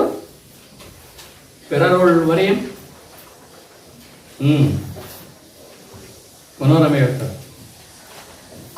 ಏನು ಮೋಡೆ ಪೋ ತನ್ನಾಣೆ ಕಣ್ಣಾಣೆ ಕೇಳ್ವೆ ಹೋಗ್ರಿ, ನನ್ನೇನು ಮೂಡಿ ಅಂತ ತಿಳ್ಕೊಂಡಿದ್ದೇನ್ರಿ, ನನ್ನ ದಡ್ಡಿ ಅಂತ ತಿಳ್ಕೊಂಡಿದ್ದೀನ್ರಿ, ಏನ್ರಿ ಮತ್ತೆ ಮತ್ತೆ ಕೇಳ್ತಿದ್ದೀವೋ? ಪೋ ತನ್ನಾಣೆ, ಆಯ್ತು ನನ್ನಾಣೆ ನಿನ್ನಾಣೆ ಹೇಳ್ತೀನಿ. ಈಗ ನನ್ನ ತನ್ನ ಮೇಲೆ ಇಟ್ಕೊಳ್ತಾರೆ. ನನ್ನಾಣೆ ಕಣ್ಣಾಣೆ, ನಾನು ಕಣ್ಣಿನ ಆಣೆ ಹೇಳ್ತೀನಿ. ನನ್ನಾಣೆ ಕಣ್ಣಾಣೆ ಕೇಳಿ ಯಾರನ್ನು ಹೇಳೋದು ಹೇಳು. ಮುದ್ದನ ಹೇಳ್ತಾನೆ, ಭವತೀ ಭಿಕ್ಷಾಂ ದೇಹಿ ಎಂಬುದು ಇದುವೇ ಕಬ್ಬಿಗರಿಗೆ ಸಿದ್ಧಿಸಿದ ಹೆರ್ಮೆಯ ಸಪ್ತ ಅಕ್ಷರಿ ಮಂತ್ರಂ ಆರೋಳ್ ಆನು ಶಿರದಿರ್ ಹೇಳ್ಬಿಟ್ಟ. ಭವತೀ ಭಿಕ್ಷಾಂ ದೇಹಿ ಅಂತಂದು ಹೇಳ. ಇದುವೇ ಕಣೆ ಕಬ್ಬಿಗರಿಗೆ, ಕಬ್ಬಿಗರಿಗೆ ಅಂದ್ರೆ ಕವಿಗಳಿಗೆ ಸಿಕ್ಕಂತಹ ದೊರಕಿದಂತಹ ಮಂತ್ರ ಕಣೆ ಅಂದ್ಬಿಟ್ಟು ಅವನು ಹೇಳ್ತಾನೆ. ಭವತೀ ಭಿಕ್ಷಾಂ ದೇಹಿ. ಭವತೀ ಭಿಕ್ಷಾ ಏನಂತಂದ್ರೆ ಈ ಭವದಲ್ಲಿ ನನಗೆ ಭಿಕ್ಷವನ್ನು ಕೊಡ್ರಮ್ಮ ಅಂತ ಬೇಡುವಂತ ಮಂತ್ರ. ಭವತೀ ಭಿಕ್ಷಾಂದೇಹಿ ಎಂಬುದು ಇದುವೇ ಕಬ್ಬಿಗರಿಗೆ ಸಿದ್ಧಿಸಿದ ಪೆರ್ಮೆಯ ಸಪ್ತಾಕ್ಷರಿ ಮಂತ್ರಂ. ಮನೋರಮೆ ಹೇಳ್ತಾಳೆ, ಪೋ ಮಾಣೆಲೆ ರಮಣ, ಪೋ ಮಾಣೆಲೆ ರಮಣ, ನಿನ್ನ ನುಡಿಯಂ ಸಾಜಂ ನಿಕ್ಕುವಂ ಎಂದೇ ಬಗೆದೆವು. ಈತರನ ಮಾಟದ ಕವಡ ನುಡಿಯ ಕೊಂಕು ಎಂಬುದನ್ನು ಕರೆಯದೆ ಅದೇ ನೀಂ ಕಬ್ಬಿಗನೋ ಸಬ್ಬಕಾರನೋ ನಿನ್ನ ಈ ಕಪ್ಪದ ಸೊಗಸಂ ಎಮ್ಮ ಅನ್ನರ್ ಅಪ್ಪ ಜಾಣಿಲಿ ಪೆಣ್ಗಳೇ ಕೊಂಡಾಡುವರು ಅಲ್ಲದೆ ಬಲ್ಲರ್ ಏನು ಬಲ್ವರೇ. ಅವಳಿಗೆ ಮುನ್ಸಾಗಿಬಿಡ್ತದೆ. ಹೋಗ್ರಿ ಭವತಿ ಭಿಕ್ಷೆ ಅಂದಿ ಅಂತಂದು ನಮ್ಮ ಮನೆ ಭಿಕ್ಷೆ ಬೇಡಕ್ ಕೊಟ್ಟರು ಅವರೆಲ್ಲರೂ ಹೇಳ್ತಾರೆ, ಎಷ್ಟೋದಿಂದ ಹೇಳ್ತಾರೆ. ನಾನು ಕೂಡ ಭಿಕ್ಷೆಯನ್ನ ಹಾಕ್ಬೇಕು ಅಂತ ಹಾಕಿ ಕಳಿಸಿದ್ದೀನಿ. ನನ್ನ ಹತ್ರ ಇದ್ದದನ್ನ ಇದೇನಾ ಮಂತ್ರ ಅಂದ್ಬಿಟ್ಟು ಅವಳು ಖುಷಿ ಮುನಿಸ್ಕೊಳ್ತಾರೆ. ಓ ನೀರೇ ರಮಣ ಅದು ಮತ್ತು ಬೇಸರ ಆಗ್ತಾರೆ. ರಮಣ ಅಂದ್ಬಿಟ್ಟು ಅವಳ ಪ್ರೀತಿಯಿಂದ ಅಂತಾಳೆ. ಜೊತೆಗೆ ನಿನ್ನ ನುಡಿಯಂ ಸಾಜಂ ನಿಕ್ಕುವಂ ಹಿಂದೆ ಬೈದಂ. ನಿನ್ನ ನುಡಿ ಕೇಳಿ ಎಲ್ಲದನ್ನು ಬೇಡಿದ್ದನ್ನು ಎಲ್ಲದನ್ನು ತಂದು ಇಟ್ಬಿಡ್ತೀಯಾ ಅಂತಂದು ನಾನು ಅಂದ್ಕೊಂಡಿದ್ದೆ. ಆದರೆ ನೀನು ಇದ್ರ ಥರ ಹೇಳೋದು ಈ ಕಬ್ಬದ ಸೊಗಸಂ ಎಮ್ಮ ಅನ್ನ ಜಾಣಿಲಿ ಪೆಣ್ಗಳೇ ಕೊಂಡಾಡ್ಬಾರ್ದು. ಈ ಕಪ್ಪಿಗರು ಏನು ಹೇಳಿರಲ್ಲ, ಇದನ್ನ ನಮ್ಮ ಹೆಣ್ಣುಮಕ್ಕಳು ಏನು ತಿಳಿದಿರ ಹೆಣ್ಣು ಮಕ್ಕಳು ಕೂಡ ಹೇಳ್ಬಿಡ್ತಾರೆ. ಇದನ್ನ ನೀವು ದೊಡ್ಡದಾಗಿ ಹೇಳ್ಕೊಳ್ತಾ ಇದ್ದೀರಲ್ರಿ ಅಂದ್ಬಿಟ್ಟು ಎಮ್ಮ ಬಲ್ಲರು ಏನು ಬಲ್ಲವರೇ, ಈ ನಮ್ಮ ಹೆಣ್ಮಕ್ಳ ಇದನ್ನ ಕೊಂಡಾಡ್ಬಿಡ್ತಾರೆ. ಇದನ್ನ ಅಲ್ಲದೆ ಬಲ್ಲರು ಏನು ಬಲ್ಲವರೇ ಅಂತ ಬಲ್ಲವರು ಈ ಕವಿಗಳು. ಇದು ನಿಮಗೆ ಗೊತ್ತಿಲ್ವಾ? ಇದನ್ನ ಹೇಳ್ತಾ ಇರಲಿಲ್ಲ ನನಗೆ ಅಂದ್ರೆ ಮುದ್ದಣ ಹೇಳ್ತಾನೆ. ಸಾಗುಂ ಪರಿಹಾಸಂ ಮುಂಕತೆ ಕೇಳು.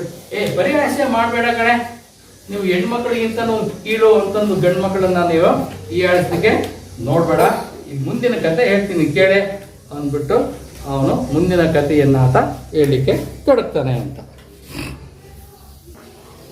ಹೀಗೆ ಅವಳು ಕವಿಗಳು, ನಾನು ಮಂತ್ರ ಹೇಳ್ಬಿಡ್ತೀರಿ ಅಂದ್ಕೊಂಡಿದ್ದೆ, ನೀವು ಕವಿಗಳಲ್ಲ, ನೀವು ಹಾಸ್ಯಗಾರರು ಅಂದ್ಬಿಟ್ಟು ಕವಿಗಳೆಲ್ಲ ನೀವು ಹಾಸ್ಯಗಾರರು ಅಂತ ಹೇಳ್ಬಿಟ್ಟು ಅವರನ್ನ ದೇವಳಿಯನ್ನ ಮಾಡ್ತಾರೆ ಅಂತ. ಹೀಗೆ ಈ ಒಂದು ಗಂಡ ಹೆಂಡತಿ ಮುದ್ದಣ ಮತ್ತು ಮನೋರಮೆಯರ ಸಲ್ಲಾಪ ಅಂತ ಹೇಳಿ ಆ ಒಂದು ಭಾಗದಲ್ಲಿ ಬರುತ್ತೆ.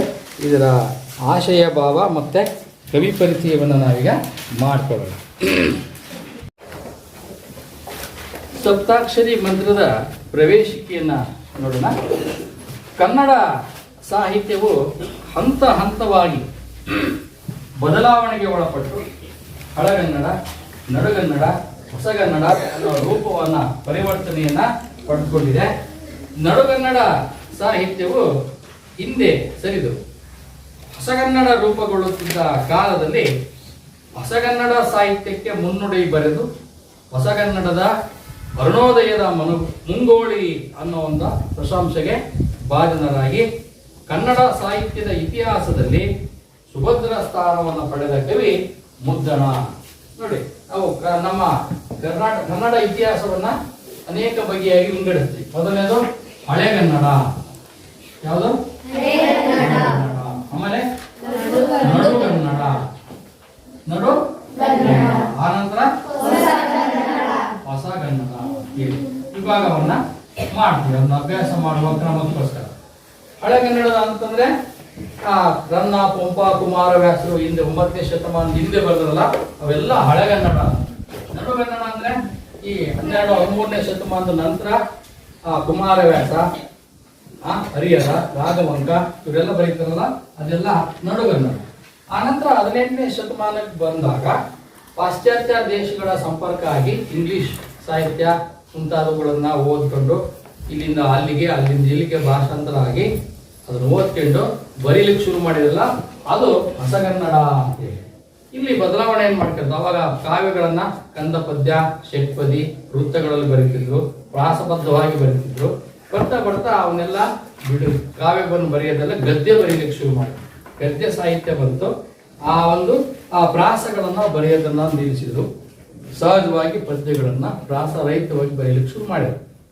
ಆ ಒಂದು ಸಂದರ್ಭದಲ್ಲಿ ಇವನು ಗದ್ಯವನ್ನ ಬರೀತಾನೆ. ಯಾರು?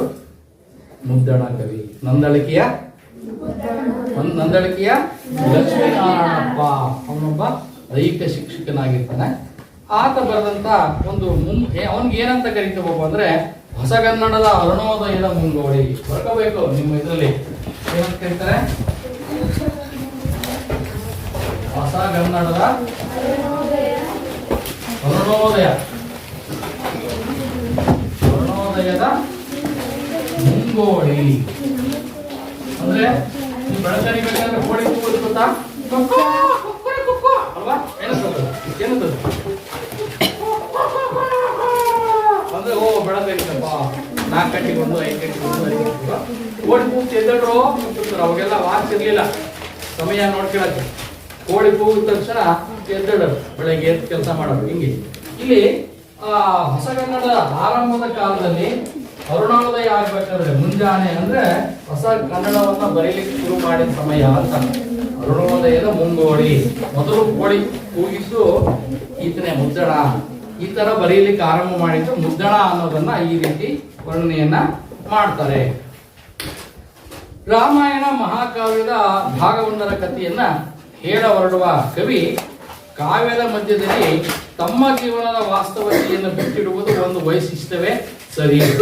ಇದು ಮುದ್ದಣ ಮನೋರಮೆಯರ ಸಲ್ಲಾಪ ಅಂತಾನೆ ಖ್ಯಾತಿ ಪಡೆದಿದೆ.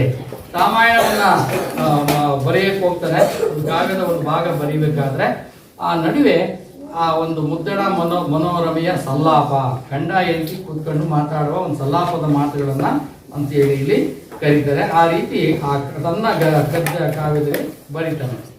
ಕಿತ್ತು ತಿನ್ನುವ ಬಡತನದ ವಾಸ್ತವ ಚಿತ್ರಣವನ್ನ ಲಘು ಹಾಸ್ಯಮಯವಾಗಿ ಕಲೆಗಾರಿಕೆ ಮುದ್ದಣನಿಗೆ ಸಾಧ್ಯ ಎಂಬುದು ಈ ಗದ್ಯ ಭಾಗದಲ್ಲಿ ಕಾಣಬಹುದಾಗಿದೆ.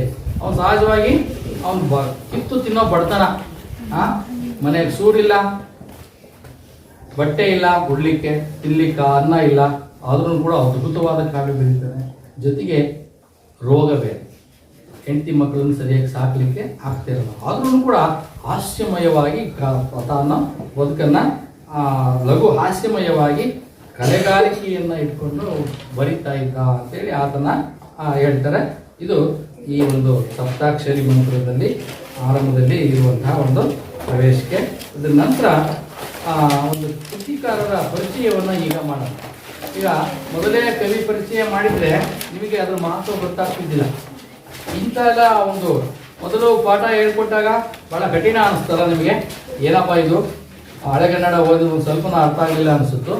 ಅದು ಶುದ್ಧ ಕನ್ನಡ, ಅದು ಕೂಡ ನಡುಗನ್ನಡದ ನಂತರ ಹೊಸಗನ್ನಡ ಬಂದಾಗ ಮೊಟ್ಟ ಮೊದಲಿಗೆ ಹಳೆಗನ್ನಡವನ್ನು ಬಿಟ್ಟು ನಡುಗನ್ನಡವನ್ನು ಬಿಟ್ಟು ಹೊಸದಾಗಿ ಬರೆದಂಥ ಒಂದು ಶೈಲಿ ಈತನಿಂದ ಬಂತು ಅನ್ನೋದು ಒಂದು. ಈಗ ಒಬ್ಬ ದೈಹಿಕ ಶಿಕ್ಷಕನಾಗಿದ್ದಂತಹ ವ್ಯಕ್ತಿ ತನ್ನ ಬಡತನವನ್ನು ಮರೆತು ಹೇಗೆ ಕಾವ್ಯವನ್ನು ಬರೀತಿದ್ದ ಅನ್ನೋದು ಈಗ ಅವನು ನಿಜವಾದ ಪರಿಚಯವನ್ನು ಈಗ ಮಾಡಿಕೊಳ್ಳೋಣ. ಲಕ್ಷ್ಮೀ ನಾರಾಯಣಪ್ಪ ಉಡುಪಿ ಜಿಲ್ಲೆಯ ಕಾರ್ಕಳ ತಾಲೂಕಿನಲ್ಲಿರುವ ನಂದಳಿಕೆಯ ಶ್ರೀ ಮಹಾಲಿಂಗೇಶ್ವರ ದೇವಳದಲ್ಲಿ ಮಾಲೆಗಾರ ಆಗಿದ್ದ. ಲಕ್ಷ್ಮೀನಾರಾಯಣಪ್ಪ ಯಾವ ಜಿಲ್ಲೆಯವರು? ಉಡುಪಿ ಜಿಲ್ಲೆಯವರು. ಯಾವ ತಾಲೂಕು? ಯಾವ ಊರು? ನಂದಳಿಕೆ ಶ್ರೀ ಮಹಾಲಿಂಗೇಶ್ವರ ದೇವಳ, ಅಂದ್ರೆ ದೇವಸ್ಥಾನಕ್ಕೆ ದೇವಳ ಅಂತ ಕರೀತಾರೆ. ಅಲ್ಲಿ ಮಾಲೆಗಾರರಾಗಿದ್ದ. ಅಂದ್ರೆ ಅವರು ಮನೆತನ ಮಾಲೆಗಳನ್ನು ಮಾರಿ ಅರ್ಪಣೆ ಮಾಡೋದು. ಈಗಲೂ ನೀವು ಆ ಭಾಗದಲ್ಲಿ ಹೋದ್ರೆ ಪ್ರತಿದಿನ ಹೂವಿನ ಹಾರವನ್ನ ಮಾಡಿ ದೇವರಿಗೆ ಅರ್ಪಣೆ ಮಾಡುವಂತ ಒಬ್ಬೊಬ್ಬರಿಗೆ ಒಂದು ಜವಾಬ್ದಾರಿ ವಹಿಸಿದ್ರು ಕಾಯಕ. ಹಾಗೆ ಇವ್ರ ಮನೆತನ ಎಂಥದ್ದು ಅಂದ್ರೆ ಆ ಒಂದು ಮಹಾಲಿಂಗೇಶ್ವರ ದೇವಸ್ಥಾನಕ್ಕೆ ಹೂವನ್ನ ಎಣೆದು ಕೊಡೋದು. ಅವ್ರ ಅಜ್ಜನಿಂದ ಹಿಡಿದು ಅವ್ರ ಅಪ್ಪನಿಂದ ಹಿಡಿದು ಅಂತ ಒಂದು ಮನೆತನ. ಅಲ್ಲಿ ಅವ್ರ ಮನೆಯಲ್ಲಿ ಈತ ಜನಿಸಿದ. ತಿಮ್ಮಪ್ಪಯ್ಯ ಮತ್ತು ಮಹಾಲಕ್ಷ್ಮಮ್ಮ ದಂಪತಿಗಳು. ಇವ್ರ ಅಪ್ಪನ ಹೆಸರೇನು? ಅಮ್ಮನ ಹೆಸರೇನು? ಮಹಾಲಕ್ಷ್ಮಮ್ಮ ಅಂತೇಳಿ. 1870 ಜನವರಿ 24ರಂದು ಜನಿಸಿದ ಈತನನ್ನ ತಾಯಿ ಮುದ್ದಣ ಎಂದು ಮುದ್ದಿನಿಂದ ಕರೀತಾ ಇದ್ರು. ಅವ್ರು ಹುಟ್ಟಿದ್ದು ಯಾವಾಗ? 1870 ಜನವರಿ 28ನೇ ತಾರೀಕು ಜನಿಸ್ತಿದ್ರು. ಅವ್ರಮ್ಮ ಬಹಳ ಪ್ರೀತಿಯಿಂದ ಮುದ್ದಣ ಅಂತೇಳಿ ಮುದ್ದಿನಿಂದ ಅಮ್ಮನ ಕರಿತಿದ್ರು. ಹಂಗಾಗಿ ಅವನು ಮುದ್ದಣ ಅಂತ ತನ್ನ ಕಾವ್ಯನಾಮವನ್ನ ಮಾಡ್ಕೊಳ್ತಾರೆ. ಲಕ್ಷ್ಮೀನಾರಾಯಣ ಅನ್ನೋದು ಅವ್ರು ನಾಮಕರಣ ಮಾಡಿರ್ತಾರೆ ಅವನ ಹೆಸರು, ಅಪ್ಪ ಅಮ್ಮ. ಆದ್ರೂ ಕೂಡ ಅವನು ಮುದ್ದಣ ಅಂತಾನೆ ಕರಿತೀವಿ. ಅವನು ಅದೇ ರೀತಿ ಬರ್ಕೊಳ್ತಾನೆ. ಈತ ನಂದಳಿಕೆಯಲ್ಲಿ ಪ್ರಾಥಮಿಕ ವಿದ್ಯಾಭ್ಯಾಸ ಮುಗಿಸಿ ಉಡುಪಿಗೆ ಬಂದರೂ ವಿದ್ಯಾಭ್ಯಾಸ ಮುಂದುವರಿಸಲು ಸಾಧ್ಯವಾಗದೆ ವ್ಯಾಯಾಮ ಶಿಕ್ಷಕನ ತರಬೇತಿ ಪಡೆದು 1886ರಲ್ಲಿ ಉಡುಪಿಯ ಬೋರ್ಡ್ ಹೈಸ್ಕೂಲಿನಲ್ಲಿ ವ್ಯಾಯಾಮ ಶಿಕ್ಷಕನಾಗಿ 10 ರೂಪಾಯಿ ಮಾಸಿಕ ವೇತನ ಪಡೆದು ವೃತ್ತಿ ಜೀವನವನ್ನ ಆರಂಭಿಸ್ತಾನೆ. ನೋಡಿ, ಇವರು ಉಡುಪಿ ನಂದಳಿಕೆಯಲ್ಲಿ ಪ್ರಾಥಮಿಕ ಶಿಕ್ಷಣ, ಅವರು ಹುಟ್ಟೂರು ನಂದಳಿಕೆ ಊರಿನಲ್ಲಿ ಪ್ರಾಥಮಿಕ ಶಿಕ್ಷಣವನ್ನ ಮುಗಿಸ್ತಾರೆ. ಆ ನಂತರ ಹೈಸ್ಕೂಲಿಗೆ ಉಡುಪಿಗೆ ಬರ್ತಾರೆ. ಉಡುಪಿನಲ್ಲಿ ಹೈಸ್ಕೂಲ್ನಲ್ಲಿ ಓದಿ, ಯಾವುದು ಉಡುಪಿಗೆ ಬಂದು ಓದಿದ ನಂತರ ಆ ನಂತರ ವಿದ್ಯಾಭ್ಯಾಸ ಮುಂದುವರ್ಸೋದಕ್ಕೆ PUC ಮುಂದುವರ್ಲಿಕ್ಕೆ ಆಗೋದಿಲ್ಲ.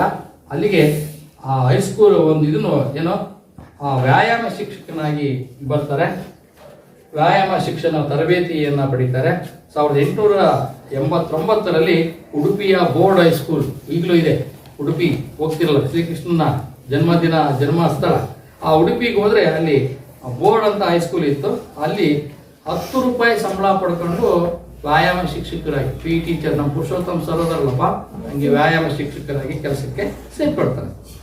ಅದೃಷ್ಟವಶಾತ್ ಮಳಲಿ ಸುಬ್ಬರಾಯ ಎಂಬ ವಿದ್ವಾಂಸರ ಪರಿಚಯವಾಗಿ ಮುಗ್ಧಣನಲ್ಲಿ ಸಾಹಿತ್ಯ ಆಸಕ್ತಿ ಬೆಳೆಯಿತು. ಅದೃಷ್ಟವಶಾತ್ ಅವರಿಗೆ ಒಬ್ಬರು ಪರಿಚಯ ಆಗ್ತಾರೆ. ಅವ್ರ ಹೆಸರೇನು? ಸುಬ್ಬರಾಯ. ಅವ್ರ ಹೆಸರೇನು? ಸುಬ್ಬರಾಯ ಅನ್ನೋ ವಿದ್ವಾಂಸರು ಪರಿಚಯ ಆಗ್ತಾರೆ. ಇವನಲ್ಲಿರುವ ಕಾವ್ಯ ಬರೆಯುವ ಶಕ್ತಿಯನ್ನು ನೋಡಿ ಅವರು, ನೀನು ಕಾವ್ಯ ಬರೆಯ ಅಂತ ಹೇಳ್ಬಿಟ್ಟು ಅವರು ಪ್ರೋತ್ಸಾಹ ಮಾಡ್ತಾರೆ. ಇಷ್ಟೊಂದು ಬಾಯಲ್ಲೇ ಹೇಳ್ತಿದ್ದ ಈತ, ಬಾಯಲ್ಲಿ ಹೇಳ್ತಿಲ್ಲ, ಅದನ್ನ ಬರವಣಿಗೆ ಮಾಡಪ್ಪ ಅಂತ ಹೇಳಿ ಅವಾಗ ಆ ತತ್ಪರಿಣಾಮವಾಗಿ ಆಯ್ತು ಸರ್ ನಾನು ಬರಿತೀನಿ ಅಂದ್ಬಿಟ್ಟು ಅವನು ಬರೀತಾರೆ. ಯಾವ್ಯಾವು? ಕೃಷ್ಣಾವತಿ ಕಲ್ಯಾಣ ಮತ್ತು ಕುಮಾರ ವಿಜಯ ಅನ್ನೋ ಯಕ್ಷಗಾನ ಪ್ರಸಂಗಗಳು. ಆ ಕಡೆ ಹೋದ್ರೆ, ದಕ್ಷಿಣ ಕನ್ನಡದಾಗ ಹೋದ್ರೆ ಯಕ್ಷಗಾನ ಪ್ರಸಂಗಗಳು.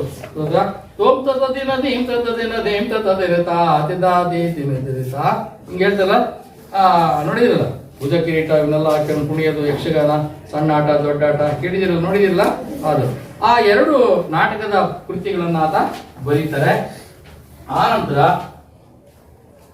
ವಾರ್ಧಕ ಷಟ್ಪದಿಯಲ್ಲಿ ರಚಿಸಲ್ಪಟ್ಟ ಶ್ರೀರಾಮ ಪಟ್ಟಾಭಿಷೇಕಂ ಅನ್ನೋ ಕಾವ್ಯ. ಯಾವುದು?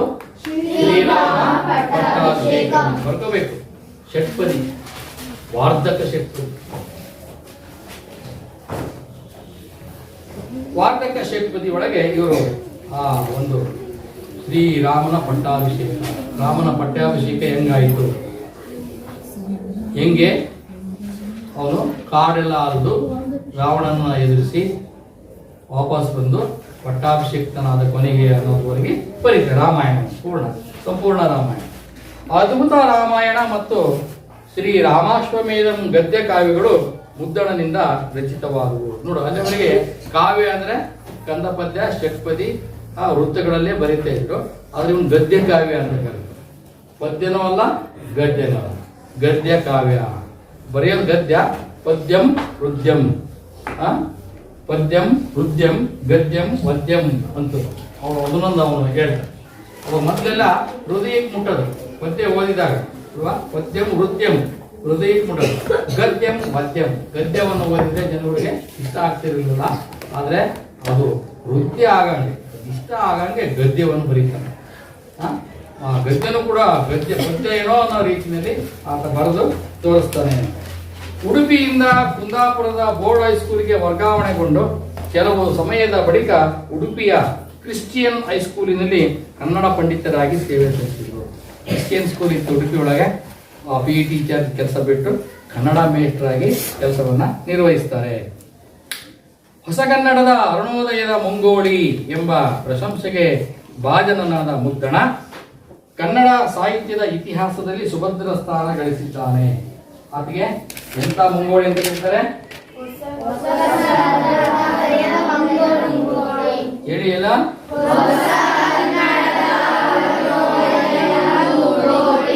ಆ ರೀತಿ ಅವನನ್ನ ಕರೀತಾರೆ. ಅಂತ ಸ್ಥಾನವನ್ನ ಗಟ್ಟಿ ಮಾಡಿಕೊಂಡಿದ್ದಾರೆ ಈ ಕನ್ನಡ ಇತಿಹಾಸದಲ್ಲಿ, ಚರಿತ್ರೆ.